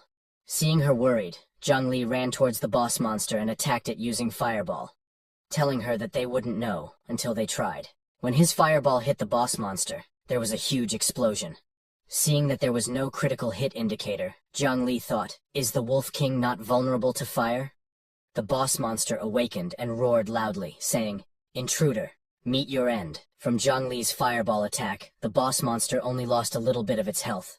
Seeing that, Jiang Li confirmed one thing. Although the Wolf King showed no weakness to fire, it seemed he didn't have magic resistance either. When the Wolf King attacked, Jiang Li dodged his attack and started casting Slowdown spell, thinking he should be capable of managing this. But before Jiang Li's spell could tie down the Wolf King, it jumped, and after escaping, it again attacked Jiang Li with very fast speed. Jiang's light armor stopped the Wolf King's attack and saved him. Seeing it, Jiang admitted that it's truly a boss. Jiang's shield nearly shattered, and even after casting the slow spell, its agility remained remarkable. Zhang Li knows that he needs to take action, so he aims at the Wolf King with his ice arrow. Vivi, who was a priest, cast her magic at Zhang Li, telling him that she would enhance his magical offensive power. After being enhanced, Zhang Li attacked the Wolf King, but the Wolf King easily dodged it, and seeing that, Vivi was shocked. But Zhang Li was aiming for it to dodge it and let down its guard. Then, he changed the ice arrow's trajectory and hit the back of the Wolf King's neck. A system notification came that Zhang Li had successfully struck a vulnerable spot, resulting in a critical hit. With that, the Wolf King lost most of its health, and only a little bit remained. Zhang Li told the Wolf King that he learned this technique from bosses like him. Now Zhang Li knows that the vulnerability of the wolf beast lies within its neck. As the Wolf King was not in good health, it roared loudly, and an annoying red aura came out of its body. Vivi told Zhang Li to watch out because the boss monster was going berserk, and suddenly many small gale wolves came out from behind to fight. Zhang Li was surprised to see those ruffians from earlier. Now he understands that this boss has the ability to summon lesser creatures. Seeing that the Blood Rune Wolf King has the ability to summon lesser creatures, Zhang Li gets ready to use his fireball spell. Vivi comes to assist him with her support magic. She tells Zhang to be careful and assists in slowing down gale wolves and replenishing Zhang Li's mana. As Zhang moves forward, all the gale wolves attack him from all directions. Zhang attacks them with his fireball spell. There is a huge explosion, and in that, most of the Blood Rune Wolf King's summoned gale wolves died, leaving behind only experience points. Zhang gains 20 experience points per gale wolf he kills. With Zhang Li's attack, the confined space of this cavern is revealed. Zhang smiles because now he knows that summoning a multitude of minions has inadvertently restricted the Blood Rune Wolf King's innate agility. Jiang calls the Blood Rune Wolf King, telling him that if he uses that skill once more, Jiang may temporarily spare his life. The Blood Rune Wolf King gets angry to hear that. He again roars and summons many lesser creatures to fight. Right after those gale wolves are summoned, Jiang Li jumps to attack them using his fireball spell, saying the right moment has come. After killing this batch of gale wolves, Zhang Li levels up. Currently, he is level 14. As time passes, Zhang Li continues killing the gale wolves and obtaining 20 experience points. Vivi also gains 10 experience points because she was Zhang's teammate at the moment. Vivi is very exhausted because she was continuously supporting Zhang Li with her magic as he was fighting the gale wolves for so long. After fighting for so long, Zhang again levels up and becomes level 15. He drinks a recovery potion, then asks the Blood Rune Wolf King to, let's go again. He casts his Ice Arrow's spell to fight, saying if he knew the boss had such abilities, why would he waste his time on lesser monsters? The Blood Rune Wolf King is very exhausted because it was continuously using its power to summon the lesser monsters. It was very shocked that all his minions vanished just like that. Seeing that the Blood Rune Wolf King is unable to summon more monsters, Zhang Li asks if this is his limit. Zhang sighs in disappointment because there is nothing he can do about it. Then he attacks the Blood Rune Wolf King with ice arrows, saying he will just have to reluctantly accept your last bit of value. Seeing the ice arrows coming its way, the Blood Rune Wolf King calls Zhang Li a devil. Before its death, the Blood Rune Wolf King cries for the first time in his life, saying Zhang is nothing but a devil. When it dies, suddenly Vivi gets a notification that she has leveled up. Now Vivi is level 21. She is surprised because even the search function she has leveled up. Zhang Li also levels up and becomes level 16. He gained 3 levels here and got lots of good loot. He is very happy with his win. It was very surprising for Vivi to see someone actually using the boss's summoning skill for experience. She starts to wonder who's the real boss here. When Jiang was collecting the loot, he asks Vivi to come here for a second. He gives her a wand as her share. Vivi is very shocked that it's for her, but she tells Jiang that she didn't do anything. So how can she accept it? Jiang tells her to accept it because didn't she help him restore his mana and increase his magic damage? This makes her an excellent support. He tells Vivi that if they encounter any danger, he will need her assistance. Hearing Zhang Li praise Vivi, she starts to blush. She accepts the wand, saying, all right, support is my duty. From Zhang Li's words, it seems she is quite important to him, and this makes Vivi very happy. Then both of them start heading out. On the way, Zhang Li suddenly remembers that the boss just dropped 2 skill books, and he forgot to check the effects. He remembers they're called Lightness Spell and Swamp Womp Spell. With Jiang's skill effect, both of those skill books' level has maxed out. By checking the system, Jiang finds out that the Lightness Spell technique can increase one's movement speed. Now Jiang Li understands how the Wolf King could still move after his slowdown spell. The other skill, Swamp Spell, can ensnare multiple enemies at once. Jiang Li decides to try it when he gets the chance. While he was lost in his thoughts and was walking ahead, suddenly Vivi noticed something and called Jiang to take a look at it. The thing Vivi saw was Ghost Orchid, a purple-colored health herb. Vivi told Jiang Li that though it's not much use to professionals, for ordinary people, it's a top-grade medicinal herb that can cure all kinds of diseases, so they can make a fortune selling this. Vivi tames one and gives one to Jiang Li for his perfect herb. He thanked her and told her that his mother is an ordinary person. Years of hard work have left her with many chronic illnesses. So with this, he hopes to ease her pain a bit. Vivi was happy to hear that. But suddenly, she noticed something. Pointing at the wall behind, she asked Jiang Li to look quickly. That rock wall is glowing. After seeing that, Jiang Li notices there seems to be something inside. He gets ready to use the fireball spell, telling Vivi to step back a bit. He explodes that wall with his fireball spell. After that wall was destroyed, what comes to light is very shocking. Behind that dungeon wall is a dungeon's secret realm. Jiang Li gets a system notification that he has discovered a level 25 Black Iron level dungeon's secret realm. They discovered one of the 2 Dark Altar entrances. Its difficulty is hard, and entry is limited to professionals level 23 and below. 2 to 6 players can go in at one time. Vivi tells Jiang Li that it looks dangerous, so should they go back and prepare first, as long as they know the entrance's location. Before she could complete her words, Jiang Li intervened, saying, "No way." He told Vivi that if she feels it's dangerous, she can go back first, but if she is willing to follow him, then don't worry. He is here, and he will protect her. Vivi was very impressed with Jiang Li because what he said is good to hear. Vivi also got confident and agreed, saying she will do her best, and if they run into danger, she will buy Jiang Li time. With that, they entered the dungeon's secret realm of Dark Altar. Their mission is to stop the Dark Mage Garubi's ritual. Hearing that it's a dark mage, Jiang Li realized that there's a high chance of dropping equipment related to mages. He runs fast, imagining what could be the loot, leaving behind Vivi. But suddenly, he saw something and grabbed Vivi's hand and hid behind a tree. Surprised, Vivi asked Jiang Li what happened all of a sudden. He asked her to look in front. Right in front of them was a level 20 skeleton knight riding a skeleton horse. Seeing that, Jiang Li realized that this dungeon is indeed not simple. Even the regular monsters are level 20, he smiled, saying the rewards from this dungeon must be extraordinary. Little did he know that right behind them 3 skeleton knights are standing, glaring at them. The skeleton knights ran towards them, shouting, "Outsiders!" Both Jiang Li and Vivi were too shocked and looked back. The skeleton knights attacked them, shouting, "Outsiders! Who do you think you're spying on?" Fortunately, these skeleton monsters aren't very intelligent, so they haven't launched a direct attack. Otherwise, Jiang Li wouldn't have been able to react in time. Jiang Li decided to try out a new move. He used his D-level swamp spell. This forms a swamp area with a radius of 30 meters in front. Enemies caught in the swamp area will be immobilized with their movement speed reduced by 90%. When he used the spell, the ground in front of Jiang Li turned into swamp. Those skeleton knights started to sink in that swamp without doing much. They struggled to come out, but as much as they tried, they sank more. Taking that opportunity, Jiang Li cast his fireball spell and finished off those level 20 skeleton knights in one attack.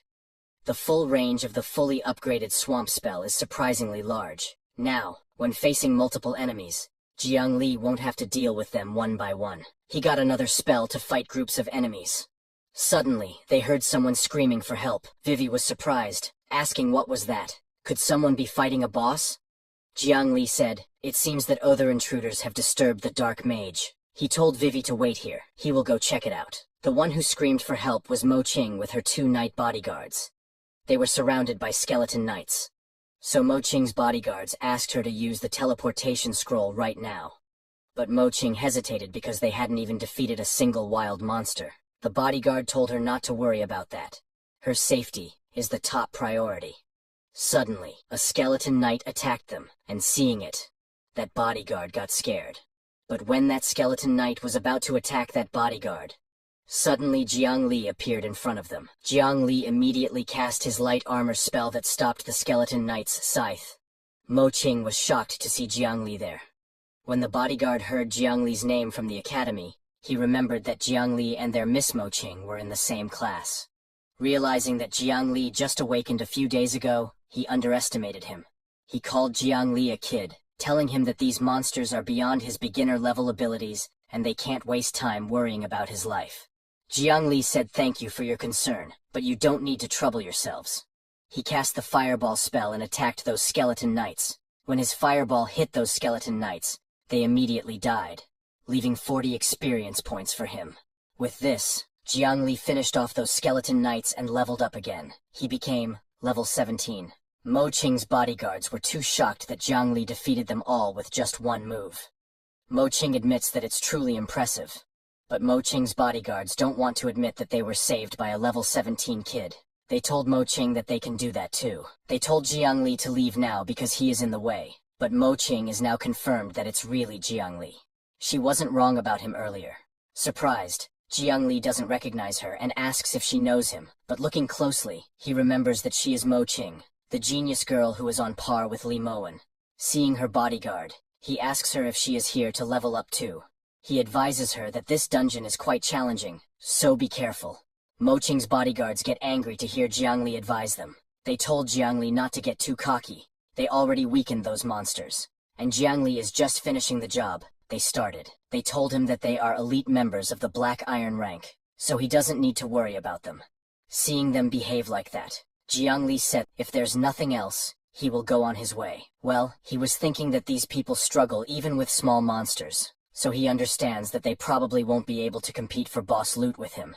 But Mo Qing asks Jiang Li to wait, saying, Jiang Li, you are probably not Black Iron rank yet. Jiang Li doesn't understand why she is asking that, so he tells her that he is already level 17. It shouldn't take long. Mo Qing is too shocked that Jiang Li reached level 17 in just a few days, and with such strength. She is very curious about how he pulled that off. She takes out a green pendant and tells Jiang Li that she actually has a favor to ask. Could he help her clear this dungeon? She takes out a yellow gem from that pendant, telling Jiang Li that the reward is this Black Iron promotion gem. It might be useful for him. Jiang Li starts to blush, seeing the place she took out that pendant. He thought, is this pendant a storage item? It must be expensive.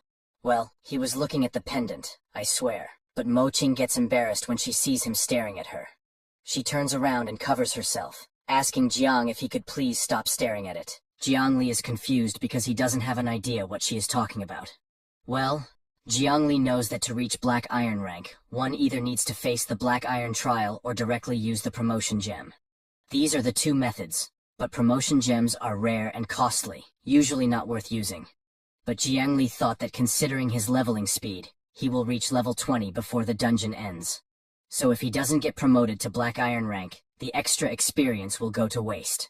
Thinking all that, Jiang Li said, Mo Qing, I can help you, but you'll need to ask them to leave first.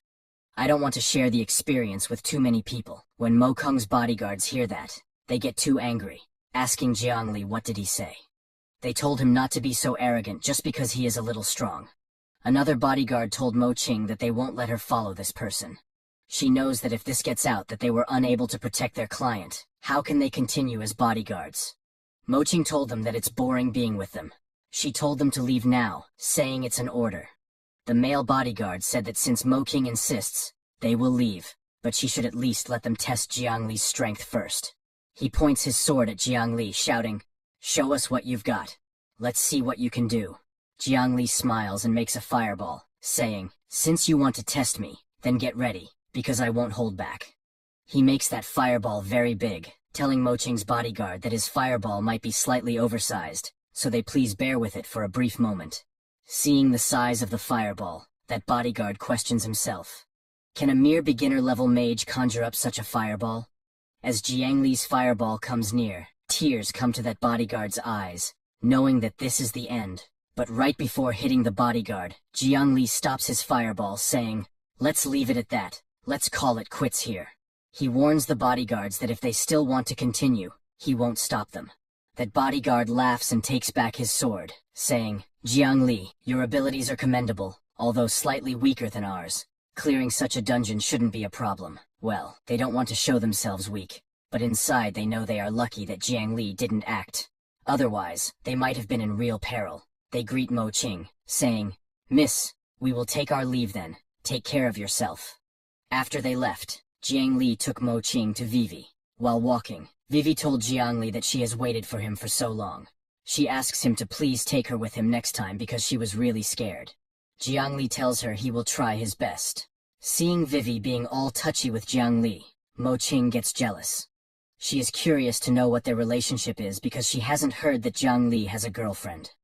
Thinking all that, Mo Qing approaches Vivi first, saying, "Sister, I'm still unsure of how to address you. My name is Mo Qing, and I'm in the same class as Jiang Li." Vivi smiles and asks Mo Qing to just call her Vivi.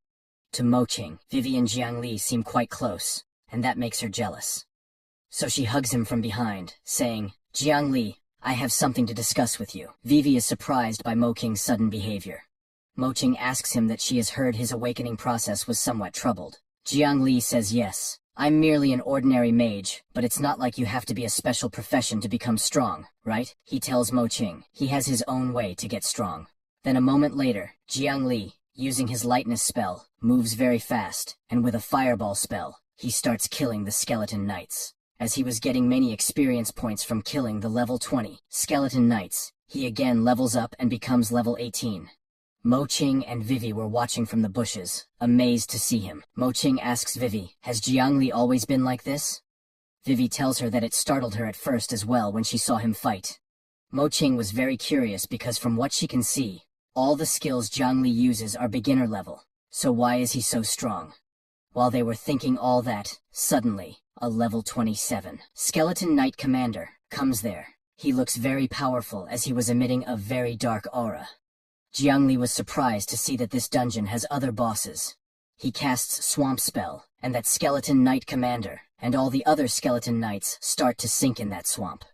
Jiang Li was confident, saying, "No matter how many come, it's all the same. As long as I use control skills well, these skeletons are no threat to me." But it was a mistake from Jiang's side.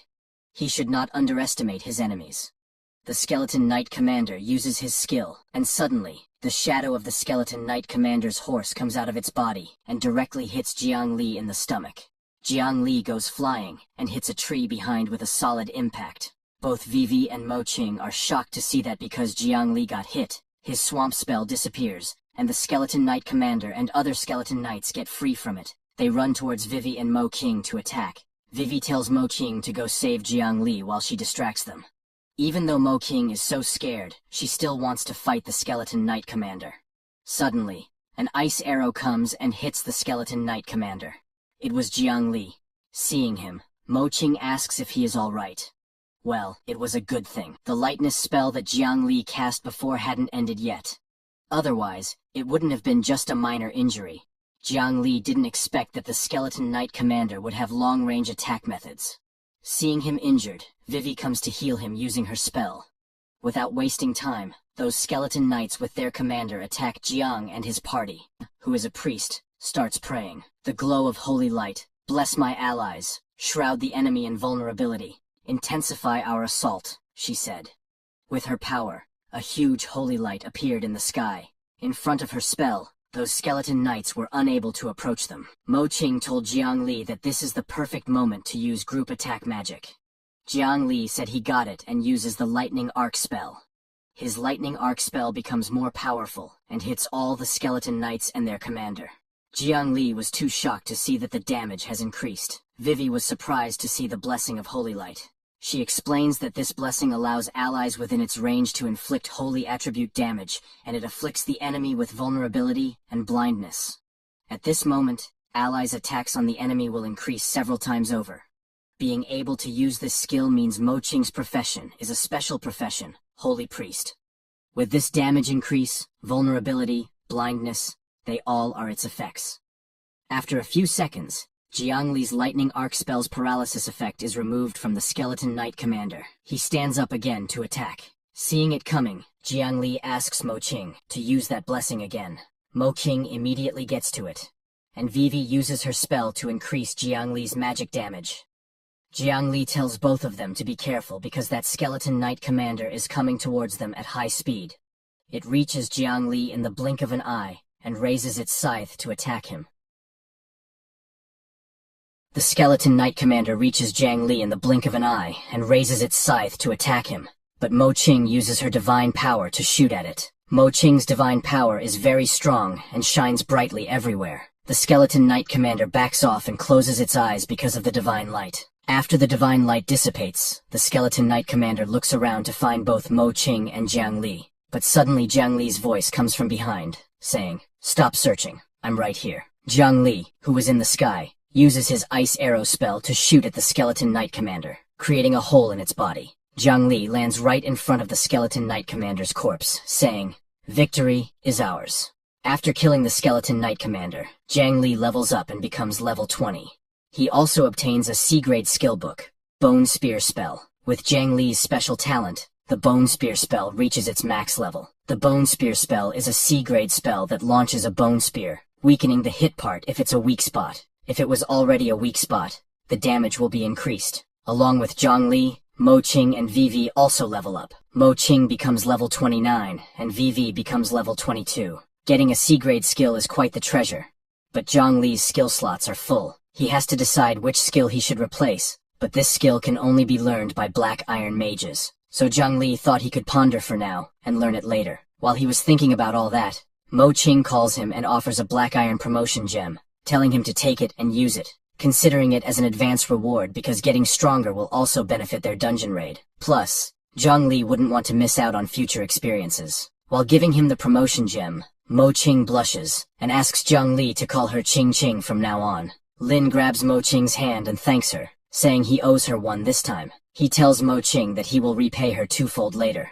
But right after Jiang Li grabs her hand, Mo Qing doesn't hear anything, and is lost in her dreams. Meanwhile, at the entrance to the dungeon, when Mo Qing's butler hears that her bodyguards left her in the dungeon, he gets very angry and slaps the bodyguards, asking why they left the young lady alone in the dungeon. Have they lost their minds? The bodyguard tells the butler that Jiang Li may be a novice, but he is quite strong. Hearing that Jiang Li is a novice, the butler gets even more angry, asking what nonsense they are talking about. Suddenly, Butler Fu's subordinate, who was standing behind, sees something and calls him to look at the dungeon because something is not right. When Butler looks at the dungeon, his expression changes immediately. The blue dungeon gate turns red, and a system notification comes, saying, "Unknown incident occurred in the current Black Iron difficulty secret dungeon, Dark Altar. Difficulty has increased to Abyss level. Because of this, exiting the dungeon is not possible once entered." Seeing it, Butler Fu moves immediately and asks his subordinates to gather all elites under level 25 because the lady is in danger. They will follow Butler Fu and go to save her. Meanwhile, inside the dungeon,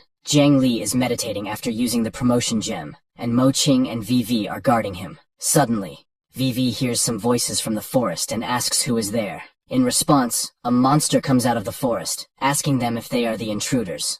The monster says it's impressive to be able to defeat its minions. However, this is where they meet their end. This monster is level 30, boss level Dark Mage Garubi. Mo Qing is too shocked to see a dungeon boss who is seeking out intruders. Meanwhile, Jiang Li is in the midst of a breakthrough, so disturbing him could be fatal. Mo Qing decides to stall for time, but suddenly Butler Fu arrives there with his subordinates.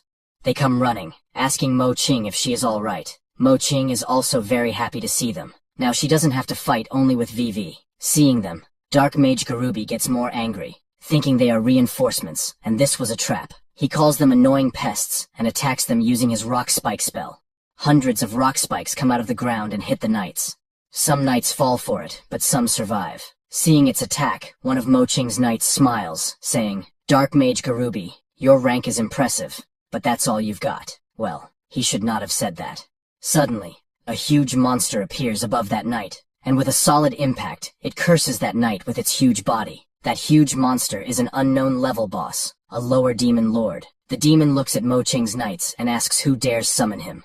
Seeing him, the knights get scared because it was a deep abyss demon. Dark Mage Garubi calls the demon lord, telling him that it was he who summoned him, pointing at the knights. He said these souls are the sacrifices he offers to him. Looking at the knights, the demon said, "Merely these mortals? They're not even fit to plug the gaps between his teeth." When the demon said that, Mo Qing's knights get scared, saying, "It's over. We're all dead." But suddenly someone intervened, asking the Dark Mage who was becoming a sacrifice. It was Jiang Li, who had been promoted to Black Iron level. His skill slot had expanded by 1, and he could now cast 2 skills. Lin used his new Bone Spear spell, telling everyone to cheer up and fight back because the outcome remained undecided. Seeing Jiang Li's Bone Spear spell, Butler Fu realized that it was a Deep Abyss demon skill, but he was still doubtful whether Jiang Li could fight against the demon. Meanwhile, Jiang Li attacked that demon with his bone spears. But the demon used its hand to defend its head. Some bone spears injured the demon's hand. Butler Fu, who was doubtful about Jiang Li before, was shocked to see that the Bone Spear spell actually wounded the demon. Now, he was wondering who this enigmatic youth was, but he knew it was still not enough, and he himself needed to risk everything to save his miss. He told the mages to attack that demon. They had to protect the lady at all costs. Those mages surrounded the demon and attacked him using fireball spells. While they were fighting the demon, Butler Fu took out his sword and requested Jiang Li to take their lady to safety. He entrusted this to Jiang Li and also went to fight the demon. That old-looking butler was actually a high-level hunter himself. The mage's continuous attacks made the demon very angry. It called them a bunch of dwarf ants and got ready to use its energy breath to attack them. It attacked Butler Fu after realizing that he was the one in charge. Butler Fu infused his aura into the sword and got ready to attack the demon. He used his aura sword to stop that demon's energy breath. He struggled, but in the end, he stopped it. Butler Fu was exhausted, but his spirit didn't fade. He used more aura to make his sword more powerful and jumped to attack the demon. He decided that he would unleash his most powerful technique, thinking that if he couldn't slay this demon, he must at least buy time for their lady. Butler Fu used his most powerful attack, Sword of Judgment, and jumped high to attack that demon. But before hitting the demon's head, that demon stopped Butler Fu's sword with his hand. Then, it grabbed Butler Fu and started choking him. It laughed at Butler Fu, asking, "Is that all you've got?" Then it threw Butler Fu on the ground. Mo Qing was scared and worried about Butler Fu, so she tried to go to help him, but Jiang Li stopped her. The demon started going towards Butler Fu, who was lying on the ground. Scared of the demon, all the hunters didn't dare to go there and just asked Butler Fu to run away from there. Butler Fu was very injured and unable to even move. The demon was about to crush him, saying, "Weak human, you overestimate yourselves." But suddenly, a huge ice spear came from the front. The demon dodged it, but that ice spear still hit that demon's wing. The demon was surprised by that attack, and Butler Fu saw this opportunity and attacked the demon's leg. The demon fell on the ground, and Butler Fu ran away from there. The demon was very angry and looked around to see who dared to attack it. Right in front of him was Jiang Li, who was aiming his ice arrow at the demon, saying he would handle this demon. Jiang Li aimed at the demon and told others that those in need of healing should tend to their wounds swiftly. Seeing that Jiang Li had not left, Butler Fu got worried about his miss, Mo Qing. He called Jiang Li, telling him that it was his duty to escort their lady to safety. They would take over the battle here. Jiang Li told Butler Fu that there was no need for that because he had discovered a method to inflict damage upon this demon. Butler Fu was surprised that despite being merely a Black Iron Mage, Jiang Li could cast 2 spells at once. The reason he was shocked was because Jiang Li had added bones to his Ice Spear's spell. Butler Fu wondered if it was even possible to merge 2 powers and unleash an entirely new power. That demon stood up, calling them filthy creatures, and suddenly jumped to attack Jiang Li, saying, "This is unforgivable." Jiang Li jumped to the other side, dodging the demon's attack. He went behind the demon's back and attacked the demon's head with his bone ice spear. The demon lost both of its wings. Looking at the demon, Jiang Li said, "The wings, the Achilles heel of you vile creature, am I right?" What he meant was that for a demon, losing its wings is like losing its magic. Now that the demon couldn't use magic anymore, it was angry. It asked Jiang Li how he knew that. Jiang Li told the demon that abyssal demons are humanity's greatest enemy. To prevent them from returning to harm the world again, their academy had taught them numerous strategies to counter their kind. Jiang Li asked the demon to surrender now. He was bluffing because he knew that the location of the demon's heart was random.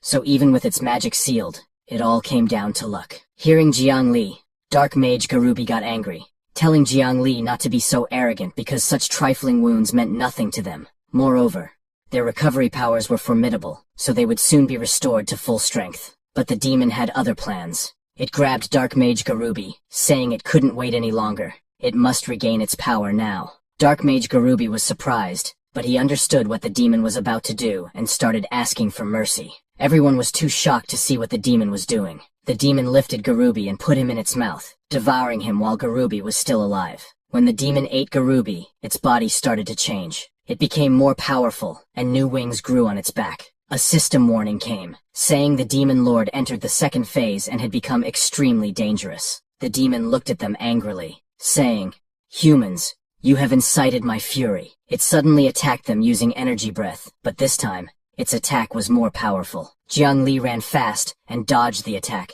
He knew that with the max-level agility spell, he could survive, but he was unable to retaliate. His current armor spell couldn't withstand it.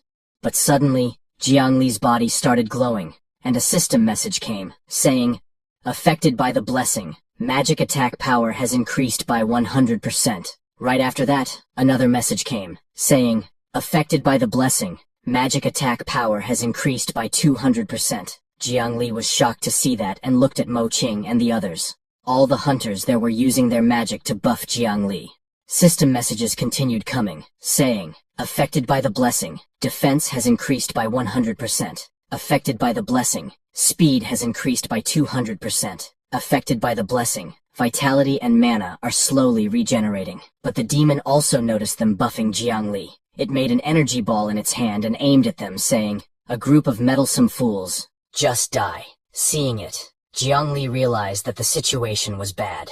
He immediately turned to go help them. The demon threw the energy ball at them, and Jiangli, who was behind the demon, also ran towards to save them. At the same moment, a system message came notifying Jiangli that his speed had been boosted by 300%. With the increase in speed, he reached Mo Qing and the others. Right before the demon's energy ball hit them, Jiangli cast his light armor spell. Because of the buff, his defense increased by 200%, and his corresponding shield skill increased by 200%. The demon's energy ball hit them, causing a huge explosion. But before the demon could get happy, it found that the ground beneath its feet had turned into swamp. The demon tried to fly away from that swamp but couldn't. It was surprised, asking, "What kind of strange trick is this?" That was Jiangli's paralysis and action restriction, combined spell. Because of Jiangli's light armor spell, they were all safe. They continued giving their buffs to Jiangli. He got ready and cast a lightning spell in that swamp. Doing that created a new combo spell, Thunderstorm. This was more powerful than a simple lightning spell. And after getting hit by that, the demon was seriously injured. It was unable to even move around. As Jiangli moved to attack the demon, Butler Fu commanded that those with enhancement items would use enhancement magic and give them all to Jiangli because he was the only one who could save them now. Due to the blessing, Jiangli's magic attack power continued to increase by 600%, then 700%, and then it reached 800%. Seeing that Jiangli was daring to come forward, the demon got ready to use its energy breath, thinking Jiangli was foolish. It aimed an attack at Jiangli, but Jiangli, who had an 800% boost in his magic, wasn't going down that easily. To counter the demon's attack, Jiangli used the bone arrow spell. His spell cut through the demon's energy breath and went directly to its head. The demon said it was just petty tricks and used its hand to defend. Jiangli's bone arrow broke into multiple arrows and hit the demon. The demon covered its head with its hands, with bone arrows stuck in them. Seeing this, Jiangli said, "It seems you're very careful about protecting your head. Is there something important there?" The confident demon asked Jiangli. What did it matter if he knew? He was going to die anyway. But suddenly, those bone pieces that were stuck in the demon's hands caught fire and exploded. The spell that Jiangli used was Explosive Bone Spear, which was the combo of Bone Spear technique and Fireball technique. Because of the explosion, the demon was unable to see, and taking this opportunity, Jiangli attacked him using the Ice Arrow spell. When those ice arrows hit the demon, it screamed. When others heard the demon's scream, they thought it was over. But it was not. From the smoke, sounds of the demon's laughter emerged. Right because it got hit, the demon stopped the ice arrow of Jiangli. The demon told Jiangli that just now was his only chance to defeat him. But suddenly, the demon looked at his hands, which were injured by Jiangli's explosive bone spears. The demon was confused as to why hadn't he recovered yet. Angrily, he asked Jiangli what had he done to him. Jiangli smiled and told the demon that it was just a simple slowing spell. The demon called Jiangli a despicable person, asking if he thought these little tricks could deal with him. But Jiangli laughed again and moved his fingers to call back, asking the demon if he thought Jiangli only shot one arrow. Jiang Li casted multiple ice arrow spells that were just above the demon's head. On Jiang Li's command, all those ice arrows came with super speed and pierced the demon's whole body. With that, the demon's story ended, and Jiang Li leveled up 5 levels, becoming level 25. Everyone was overjoyed that it was finally over. Along with Jiang Li, everyone present there also leveled up by 2 levels. Seeing Jiang Li, Butler Fu thought that if this young man now had such strength, in the future, he would definitely become a peak powerhouse that shakes the world. It was important to maintain a good relationship with him. Zhang Lin was also surprised because he knows that in theory, reaching the Black Iron level as a mage doesn't mean one can use 2 spells simultaneously. He thought, could it be because all his skills are at maximum level? So he awakened an additional ability? Some were happy, but some were jealous of him. Mo Qing's bodyguards commented that with so many buffs on one person, if they were not injured, they might have been able to battle that demon. But Mo Qing intervened, telling Jiang Lin not to listen to her bodyguard's nonsense. Vivi agreed with her, telling Jiang Lin that they owe it to him this time. Aside from that, Jiang Lin asked Vivi what her plans are after the instance. Vivi said she feels like her strength is still lacking, and she is afraid she will hold back Jiang Lin, so she wants to train in lower-level areas first. When she becomes stronger, then they can enter instances together. Embarrassed, Mo Qing said that next time she also wants to be with Jiang Lin. He was surprised, asking if she wanted to go with him, but Butler Fu intervened and explained that his miss means that she would like to invite him to her mansion to sit for a while. He asked Jiang Lin to please be sure to honor them with his presence when the time comes. Jiang Lin nervously smiled, saying since they say so, he will definitely attend. Then Butler Fu asked Jiang Lin to let's go, take a look at the spoils because that demon was almost defeated by Jiang Lin alone. So these spoils should rightfully belong to him alone.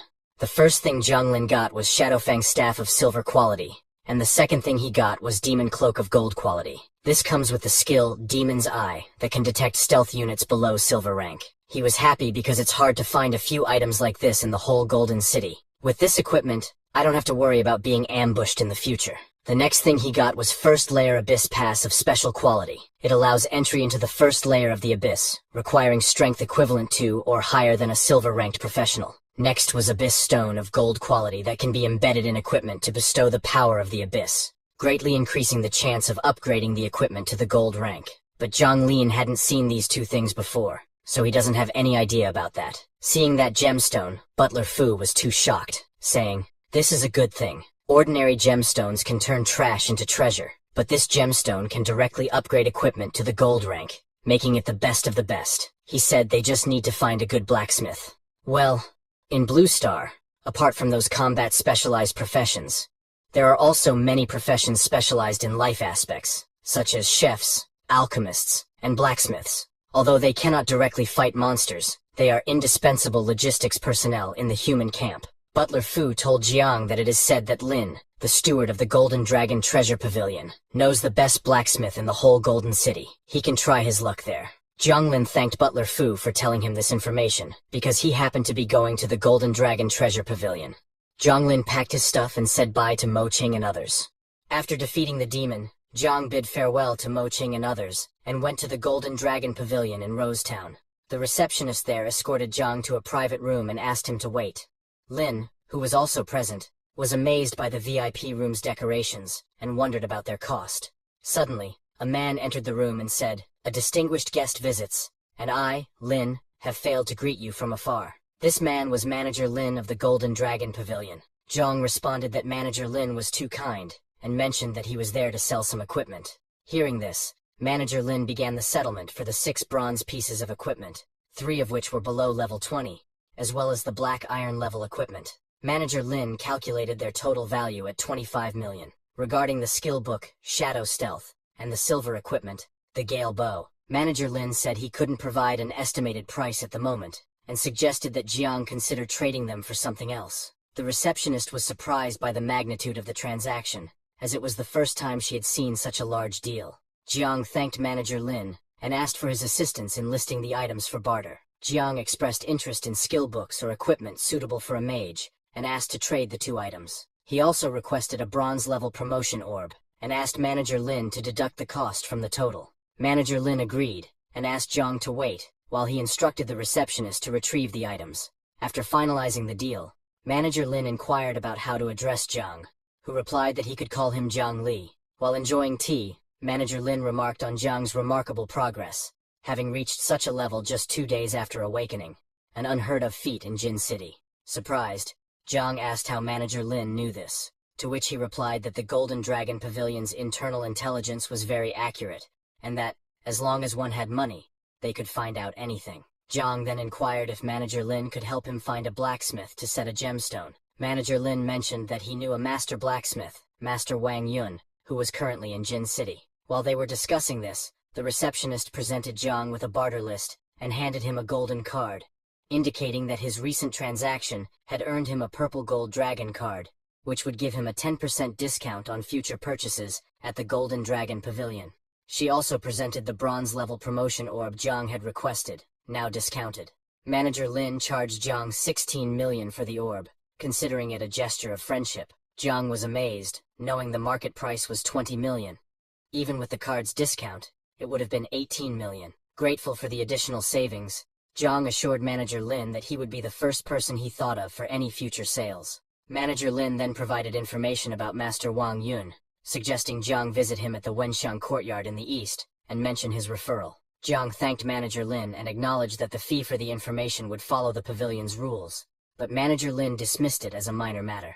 The next day, Jiang headed to the Wenxiang courtyard, but 2 bodyguards stopped him, saying the master had ordered that no one be allowed inside. However, Jiang, determined as ever, took out the gold-grade abyss stone, and told the bodyguards that he needed Master Wang Yun's help to set the gemstone. He added that Manager Lin from the Golden Dragon Pavilion referred him. Hearing this, the blacksmith inside asked his bodyguard to let Jiang in. Blacksmith Wang laughed, and asked Jiang if he was Jiang Li, expressing his surprise that the old fox, Lin Dafu, had referred someone to him. Then, Jiang showed the abyss stone to Blacksmith Wang, saying, "I have heard that Master Wang is the best blacksmith in Jin City. Seeing you today, your reputation is well deserved." Blacksmith Wang told him not to bother with formalities, and asked Jiang which gemstone he wanted to set. When Blacksmith Wang saw Jiang's gold-level gemstone, he was amazed. He called Jiang Kid, and told him that even a gold-level blacksmith rarely gets to handle gold-level equipment or props. He praised Jiang, saying,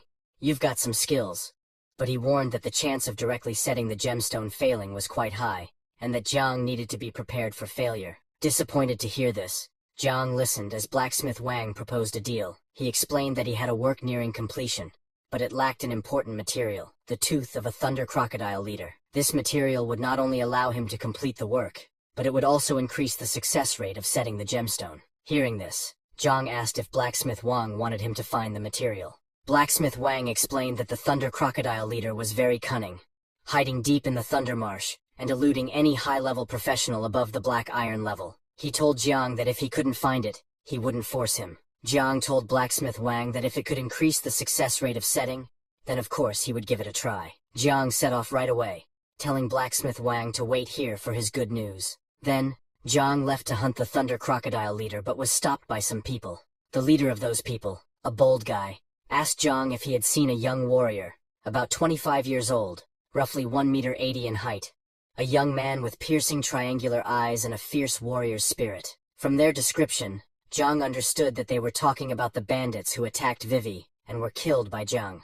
Jiang said no and tried to leave, but the bold-headed guy stopped him again. He looked at Jiang while making a scary face and said, "The person I just mentioned was killed. Evidence suggests a mage did it. You're a mage too, right? If you're hiding something, the Blood Wolf mercenary group will show you the meaning of cruelty." But Jiang wasn't scared and replied, "No means no." After saying that, he left. The bold-headed guy got very angry at Jiang. He said, "Such arrogance needs to taste some bitterness," and decided to teach Jiang a lesson. Meanwhile, when Leon was heading towards the hunting ground, he overheard 2 people talking. One guy pointed at the bold-headed guy and said, "That was Chen Dong, the deputy leader of the Blood Wolf mercenary group. I heard their leader's youngest son was killed, died a terrible death." He added that the Blood Wolf mercenary group has always been domineering, and sooner or later, someone will put them in their place. But the other guy covered the first guy's mouth, saying, "Do you have a death wish? Their leader is a high-ranking bronze professional. There are plenty of bronze professionals in the mercenary group as well. If they hear you, you're in for it," he warned. Hearing this, Jiang realized that he seemed to have stirred up some trouble. After that, he went to the Thundering Marsh, where the Thunder Crocodile leader resided. Upon arriving, Jiang used his max-level Rain of Fire spell. Tens of fireballs fell on the marsh, killing many monsters, many of which burned to death after being hit by Jiang's spell. Impressed by the damage his spell had caused, Jiang noted that it was truly a black iron-level magic. He was pleased to see such extensive area damage, which was clearing monsters more efficiently than Arcane Bolt. Suddenly, he sensed someone's presence behind a bush, and realized he was being followed. Jiang's demon's eye was activated, and he tried to see who was following him. The one hiding was an assassin. Now, Jiang was curious to see what this was all about. Suddenly, there were some movements in the water. Jiang saw a LV-29 green-veined Serpent King emerging from the water. He was slightly disappointed that it wasn't the Thunder Crocodile leader. Jiang sighed, acknowledging that Thunder Crocodile leaders are not so easy to encounter. Suddenly, the green-veined Serpent King attacked Jiang. He moved to his left and dodged the attack. While Jiang was busy fighting the green-veined Serpent King, the assassin hiding behind the bush took out his dagger to attack from behind. Jiang noticed this, and called out to the assassin to stop hiding and come out. The assassin was surprised, but suddenly those guys from the Blood Wolf mercenary group appeared. Seeing Jiang, they laughed, saying, "Finally found you, you little runt.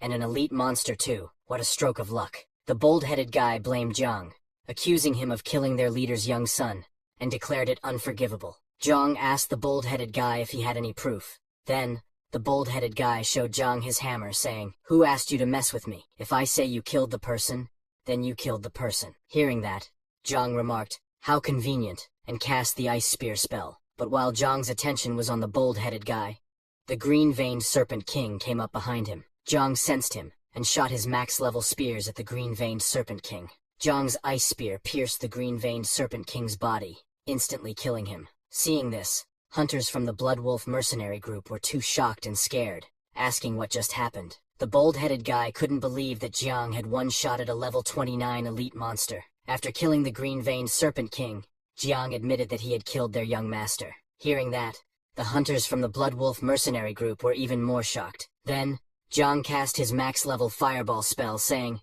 "This information will have to remain your permanent secret."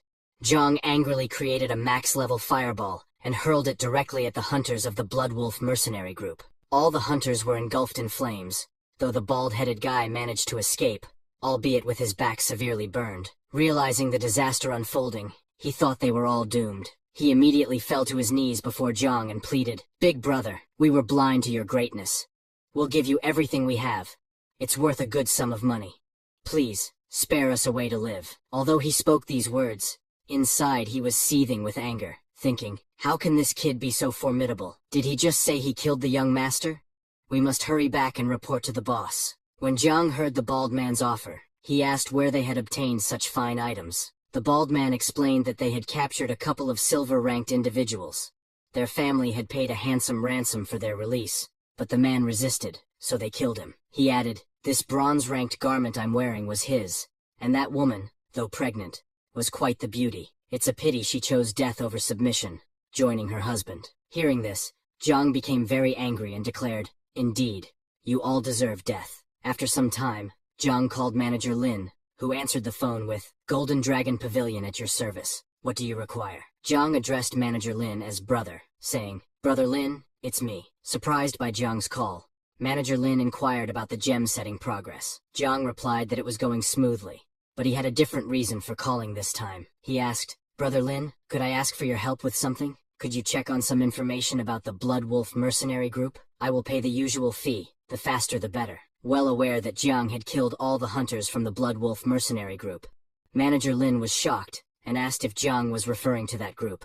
Jiang nodded. Manager Lin responded, "All right, just a moment. I'll arrange for someone to look into it right away." He advised Jiang, "No matter what issues you have with that mercenary group, you mustn't be rash." Jiang explained that he had been ambushed by them in the wilderness just now, but fortunately, he was one step ahead and dealt with them. He mentioned that the group's leader seemed to be named Chen Dong. Manager Lin acknowledged having some knowledge of him. Chen Dong is the deputy head of the Snow Wolf mercenary group, and is a bronze-level professional. Manager Lin hadn't expected Chen Dong to fall into Jiang's hands, and warned that the Blood Wolf mercenary group certainly wouldn't let this go. He asked Jiang about his plans. Jiang responded, "I've heard that the strongest in their group is only at the peak of bronze. If that's the case, I still have some confidence. I just fear involving those close to me, so I want to take the initiative." Hearing this, Manager Lin laughed, saying, "Brother Jiang truly is a man of deep loyalty and righteousness. He informed Jiang that aside from Chendong, there are 6 bronze-level professionals, and the rest are all above black iron level. They rarely act separately. Chendong specifically came to investigate the killing of the boss's youngest son, which is why Jiang caught a break. Even for Jiang, it's currently difficult to face so many bronze-level professionals at once. Jiang agrees with Manager Lin that it is indeed difficult. Manager Lin told Jiang that the strongest among them is the boss, Li Xiaotian, a level 39 Greystone Knight known for his defensive prowess. Manager Lin advised Jiang not to engage in a war of attrition with him. He added that since the matter with Chendong hasn't spread yet, their entire group should still be in the Blackstone Mountains, so Jiang still has time. Jiang asked Manager Lin what they are doing in the Blackstone Mountains. Manager Lin told Jiang that at first, he thought they were there to subdue a boss, but after investigation, it turns out they were entrusted by the Wang family. Jiang was shocked to hear the Wang family's name, asking Manager Lin if he was talking about the 4 great Wang families of Jincheng. Manager Lin told Jiang not to worry, explaining that the Wang family and Bloodwolf mercenary group have just a normal commission relationship. Currently, the Bloodwolf mercenary group hasn't allied with any power, because the eldest son of the Wang family, Wang Jinyan, has awakened as a star beastmaster. So, the Wang family has spent a fortune commissioning several mercenary groups to find Earth Dragon eggs. After explaining everything to Jiang, Manager Lin said that since Brother Jiang wishes to oppose the Bloodwolf mercenary group, he also wants to lend a hand. He asked Jiang to come to him first. Jiang said all right and went to meet Manager Lin. Manager Lin took Jiang to the Golden Dragon Pavilion fusion chamber. He said, "Brother Jiang, you must be proficient in many spells, but everyone's skill slots are limited. Some low-level spells are naturally phased out over time. Therefore, the Golden Dragon Pavilion has established this fusion chamber. Here, mages can fuse spells they've learned to acquire new spells." But he added that the spells obtained through fusion cannot be fused a second time. Manager Lin asked Jiang to place his hand on the book that the statue was holding. When Jiang placed his hand, the system started reading his spells. Manager Lin asked Jiang to try fusing the most basic Fireball and Arc spells first. The system confirmed Jiang's D-level spell, Fireball, and D-level spell, Arc Lightning. Then, a purple light came out of the statue, and Jiang got a system notification saying, "Congratulations on learning a new skill, D+ level spell Lightning Ball." Jiang was amazed to see that new spells could be obtained in this way, although it's somewhat similar to the effect of using 2 spells at once before. This saves a lot of skill slots. Jiang thanked Manager Lin for the information and the cost of spell fusion. Jiang said he would offset the cost with the equipment he just bought, and if it wasn't enough, he would make up the difference. Additionally, he mentioned that he had another matter to discuss. Manager Lin asked Jiang what the matter was. Jiang laughed and said, "To be honest, setting a gold-level gemstone is tricky. Even Master Wang doesn't dare guarantee the success rate of setting it. However, the master pointed me to a solution. He said the teeth of the Thunder Crocodile leader could improve the setting success rate. But that boss is really cunning. It's been quite a while, and not even a shadow has been seen." Hearing this, Manager Lin laughed too, and told Jiang that he had already prepared for him. He ordered the receptionist to take out the item, a purple-colored bait. Manager Lin told Jiang that this bait could lure out the Thunder Crocodile leader. Originally, Master Wang had asked Manager Lin to find it, but since Master Wang had already advanced to gold level, even with this bait, that boss probably wouldn't show up. Since Master Wang now entrusted it to Jiang, this item was most suitable for him. Jiang took the bait, saying, "Brother Lin, you're truly a lifesaver in a snowstorm." He asked Manager Lin for the cost of this bait. Manager Lin told Jiang that the equipment he just brought completely offsets all expenses, and there's even a surplus left over. Jiang was happy to get the bait, and Manager Lin wished him success. Then Jiang went again to the Thunder Marsh, where the Thunder Crocodile leader resides. He threw the purple bait into the water, and waited for the Thunder Crocodile leader to take the bait. Within a few minutes, some bubbles started to come out of the water, and suddenly a strong thunder strike emerged. Jiang was happy to see the thunder strike, saying, "Finally, it has appeared." Just as he said that, the level 33 boss, the Thunder Crocodile leader, emerged from the water. Jiang aimed his staff at the monster while calling it a cunning crocodile. When the level 33 boss, the Thunder Crocodile, emerged from the water, Jiang prepared to attack. He used the light body technique to make his body very light, and, as the Thunder Crocodile attacked, Jiang jumped and dodged the strike. He realized that even an iron-ranked professional would find it challenging to defend against such a powerful strike. Smiling at the Thunder Crocodile, Jiang taunted, "You're quite adept at choosing opponents, but today, you've encountered me." Then, he used his Ice Spear spell to attack, but the Thunder Crocodile countered with a Thunder Strike spell. The strike hit Jiang while he was mid-air and unable to dodge, but just in time, Jiang cast his light armor technique and narrowly escaped the attack. Deciding not to waste any more time, Jiang jumped towards the Thunder Crocodile and cast the Ice Spear's spell again, proclaiming, "This is where it ends." To his surprise, his ice spears bounced off the creature's tough skin. Realizing the Thunder Crocodile's resilience, Jiang dodged another Thunder Strike and landed on the ground. He thought to himself, if the outside doesn't work, then I'll go from the inside. He didn't have to wait long. The Thunder Crocodile immediately came to attack again. As it opened its mouth to cast another Thunder Strike, Jiang seized the opportunity and threw a fireball into its mouth, saying, "Here's a little gift for you." The fireball exploded in the Thunder Crocodile's mouth, causing severe injury and making it fall to the ground. Jiang didn't give the Thunder Crocodile any chance to recover and immediately cast his sluggish technique, which completely stopped the movement of the creature's limbs and neck joints. As Jiang approached the incapacitated Thunder Crocodile, he remarked, "Be honest. Electricity intensifies the explosion of flames. You probably didn't know that, right?" Although the Thunder Crocodile, being a monster, didn't understand science, it sensed danger from Jiang's approach. With its mouth still forced open by the sluggish spell, Jiang noted, "You willingly opened your mouth, saving me quite a bit of trouble." He then finished off the Thunder Crocodile by cutting its mouth in two with his staff, enhanced by Jiang's Ice Lance spell. Upon killing the Thunder Crocodile, Jiang received a notification. "You have leveled up. Level increased by 2. Current level, 27. After the battle, Jiang realized the potential of combining the Bone Spear technique and the Ice Arrow technique into the Ice Lance technique. This combination not only enhanced the Bone Spear technique, but also delivered exceptionally high single-target damage, like the Ice Arrow technique. The crucial point was that it counted as a single skill. Previously, Jiang could only use the Bone Spear technique and Ice Arrow technique simultaneously, but after seeing the combined spell's effectiveness, he considered exploring more skill combinations. Jiang then wondered how he should handle the materials now, pondering whether he should just pull out the teeth. After some time, Jiang left the hunting grounds and returned to Blacksmith Wang. He was exhausted from the fight before, and fell asleep while sitting. Suddenly, Blacksmith Wang emerged from his smithy in excitement, exclaiming, "Kid, it's done."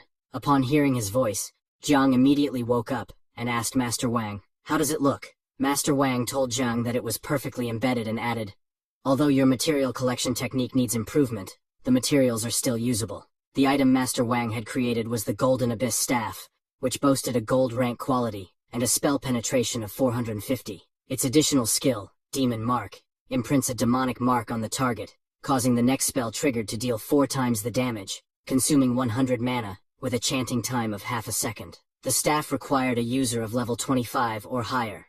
Jiang felt a little embarrassed when Master Wang mentioned that his material collection technique needed improvement. He explained to Master Wang that this was his first time handling materials. Then, Jiang took the golden staff in his hands, and upon closer inspection, he was impressed by the staff's significant spell penetration. Smiling, Jiang thought, "It comes with such a powerful skill, I should be well prepared now." While Jiang was contemplating this, he suddenly received a call from Manager Lin. Surprised by the sudden call, Jiang answered. From the other side, Manager Lin shared that he had important information. The Bloodwolf Mercenary Corps was preparing to enter the Earth Dragon's lair tomorrow. He had already sent Jiang the detailed location. Jiang checked the location, and confirmed it was indeed the Earth Dragon's lair. He thanked Manager Lin for the information. Later, on the outskirts of the Blackstone Mountains at the Bloodwolf Mercenary Camp, the deputy leader, Zhang Zhe, ran to their leader, Li Xiao, and told him that their third brother was dead. Li Xiao was shocked to hear this.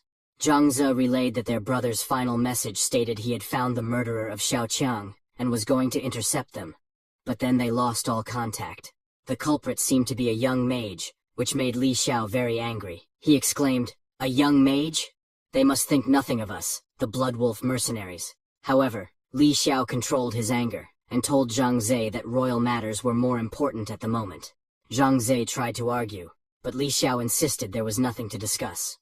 The royal matters, which concerned whether Li Xiao could advance to silver rank, took precedence, so revenge could wait. He ordered Zhang Zhe to summon everyone immediately and prepare to move out. On his command, everyone gathered in front of Li Xiao's camp. Unbeknownst to the Bloodwolf mercenaries, Zhang was hiding behind a tree, observing their every movement.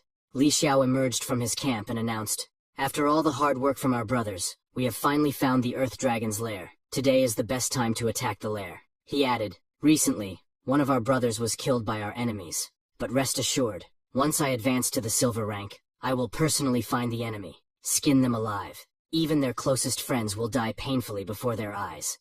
I will make them suffer the most excruciating punishments. I will show them why we are called the Blood Wolf Mercenaries. I, Li Xiao, will never let down any brother who follows me. Motivated by his speech, everyone started cheering. Long live the leader! Meanwhile, Jiang, who overheard their plan, decided to follow and see what happens. He planned to take them by surprise when they started fighting the Earth Dragon. Later, at the Earth Dragon's lair, Li Xiao said, "This beast is truly intimidating." He ordered his brothers to charge at the Earth Dragon, and on his command, all the Blood Wolf mercenaries attacked. The Earth Dragon, however, was not passive. It jumped at them, using its claws to kill 2 mercenaries. Suddenly, a fire mage used a fireball to attack the Earth Dragon's neck. Seizing this opportunity, an assassin climbed onto the dragon to attack with his short dagger, but his attack did no damage. Surprised by the creature's tough skin, the Earth Dragon used its tail to send the assassin flying. Then, the Earth Dragon roared and used its earthquake magic spell. Due to the earthquake, the roof of the dungeon began to fall, and many mercenaries were crushed underneath it. Seeing his people die like that, Li Xiao cast his Greystone Shield spell. An orange shield appeared around him, and he asked his team to get behind him. Because of the shield, they escaped the falling rocks. Then Li Xiao told his party that he was going in, and asked them to watch for his signal. He used his giant charge move to attack the Earth Dragon, aiming directly at its stomach. With strong force, he pushed the Earth Dragon, and made it fall to the ground. The Blood Wolf mercenaries were amazed to see that the earthquake had stopped, and were shocked that their leader, Li Xiao, had taken down such a massive creature on his own. They were too distracted, and were not attacking the Earth Dragon. Li Xiao looked back angrily and said, "What are you standing there for? Aim for its eyes." As the Earth Dragon started to stand up, the Blood Wolf mercenaries' mages began attacking the Earth Dragon's eyes. The Earth Dragon attacked Li Xiao with its huge claw, but to his surprise, Li Xiao used his shield to stop the Earth Dragon's claws. He looked back at his team and said, "What are you doing? Don't stop attacking." But Li Xiao was shocked when he heard his team scream, saying, "Who cast the Rain of Fire spell? There's an enemy attack." The one who attacked Li Xiao's team members with the Rain of Fire spell was Jiang, our protagonist. Walking in the fire, Jiang said, "The Blood Wolf mercenary group is indeed well trained. But it's a pity that today, you all will perish here." When Jiang saw Li Xiao struggling with the Earth Dragon, he smiled and shouted, "Today, no one can leave alive." But suddenly, an arrow aimed at Jiang's head appeared. But because of Jiang's light armor spell, the arrow didn't hit him. It was an archer and a warrior who attacked Jiang, shouting, "Dare to sneak attack our Blood Wolf mercenary group?" All the members of the Blood Wolf mercenaries then targeted Jiang, telling their boss, "You go and deal with the Earth Dragon. We'll block this kid." Hearing this, Li Xiao unleashed his power, and with all his strength, he pushed the Earth Dragon to the ground. He unleashed more power, shouting, "Forcing me to get real, I'll accompany you to the end today." His body was covered in a red aura as he jumped into the air and attacked the Earth Dragon with his sword, striking the Earth Dragon's neck with a very powerful blow, which took it down. Suddenly, Li Xiao heard his team members struggling with Jiang. The Blood Wolf mercenaries surrounded Jiang, but in front of Jiang's max-level spell, they were no match. They were shocked at how this was possible, astounded by his casting speed and power. The Blood Wolf mercenary deputy leader, Zhang Zhe, asked Jiang who he was. Jiang aimed at Zhang Zhe and said, "It's useless to say more. You just need to remember, I am the one who will take your lives." Saying that, he attacked Zhang Zhe with his Ice Spear spell. But Li Xiao intervened using his shield to try to stop Zhang's ice spears. However, Zhang's max-level ice spears penetrated Li Xiao's shield, leaving Li Xiao too shocked to respond. Seeing Li Xiao stop the ice spears, Zhang said, "As expected of the Greystone Knight, known for his defense." Seeing Zhang's power, Li Xiao understood everything and said, "Not only do you know me, but you also broke my shield. You're that young mage, right? I can see how Xiao Qiang and Chen Dong died by your hands." He added, "Since you've come to me on your own, let's settle the old and new grudges together." Zhang replied, "Li Xiao, you don't need to say it. I plan to do the same." Saying that, Zhang cast his swamp spell, and suddenly the ground below Li Xiao turned into a swamp. Zhang Zhe, shocked, asked what it was. But Li Xiao immediately recognized it as the swamp technique. Zhang didn't stop there. He immediately cast a lightning ball spell, saying, "It's not over yet." Seeing Jiang cast another spell, Li Xiao was shocked, wondering how he could chant 2 spells at the same time. Zhang Ze warned Li Xiao to be careful because the ball would explode. Li Xiao dismissed it as just fancy tricks, telling Zhang Ze to watch as he was going to block it. But Jiang wasn't aiming at Li Xiao. He was targeting the swamp. Li Xiao was surprised to see Jiang shoot his lightning ball into the swamp. But before he could react, lightning spread in the swamp and hit both Li Xiao and Zhang Ze. Li Xiao thought, "I just dealt with the Earth Dragon, and it cost me too much. It's time to take the ultimate measure." Thinking that, he used his absolute defense spell, and a triangular rock wall appeared around him, completely covering him. Li Xiao thought, since Jiang used so many spells, his mana should have been greatly consumed. This state could not only defend against attacks, but also restore physical strength. Just wait a little longer, and I can use Giant Descent, he thought. Seeing Li Xiao hide instead of fighting, Jiang taunted, "The dignified leader of the Blood Wolf mercenary group is actually a shrinking turtle." Jiang made a huge ice bullet, saying, "This skill is prepared for this." He threw the ice bullet at the triangular shield of Li Xiao. Jiang's ice bullet hit Li Xiao's absolute defense shield and destroyed it completely. A few days later in Rosetown at Jinlongbao Pavilion, Jiang read in the news that recently, the Blood Wolf mercenary group had been wiped out in the Earth Dragon Cave. According to eyewitnesses, it was a mage wearing a black cloak. Manager Lin said, "Brother Jiang, it seems you're going to be famous. Your identity hasn't been exposed, but the Blood Wolf mercenary group has done many evils, and I guess there will be many people who want to thank you." They gave Jiang a nickname, Black Mage. Reading the news, Jiang hoped that it wouldn't cause him any more trouble. Suddenly the door of the waiting room opened and Vivi and Mo Qing entered. Mo Qing was the first to speak, saying, "Jiang Li, let's team up for the professional trial competition." Vivi, visibly angry, retorted, "I was here first." Both of them surrounded Jiang, and seeing them together made Jiang feel like he was two-timing. He asked them, "When did you two become friends?" Whether they were friends or not, Jiang realized that this trouble was unavoidable.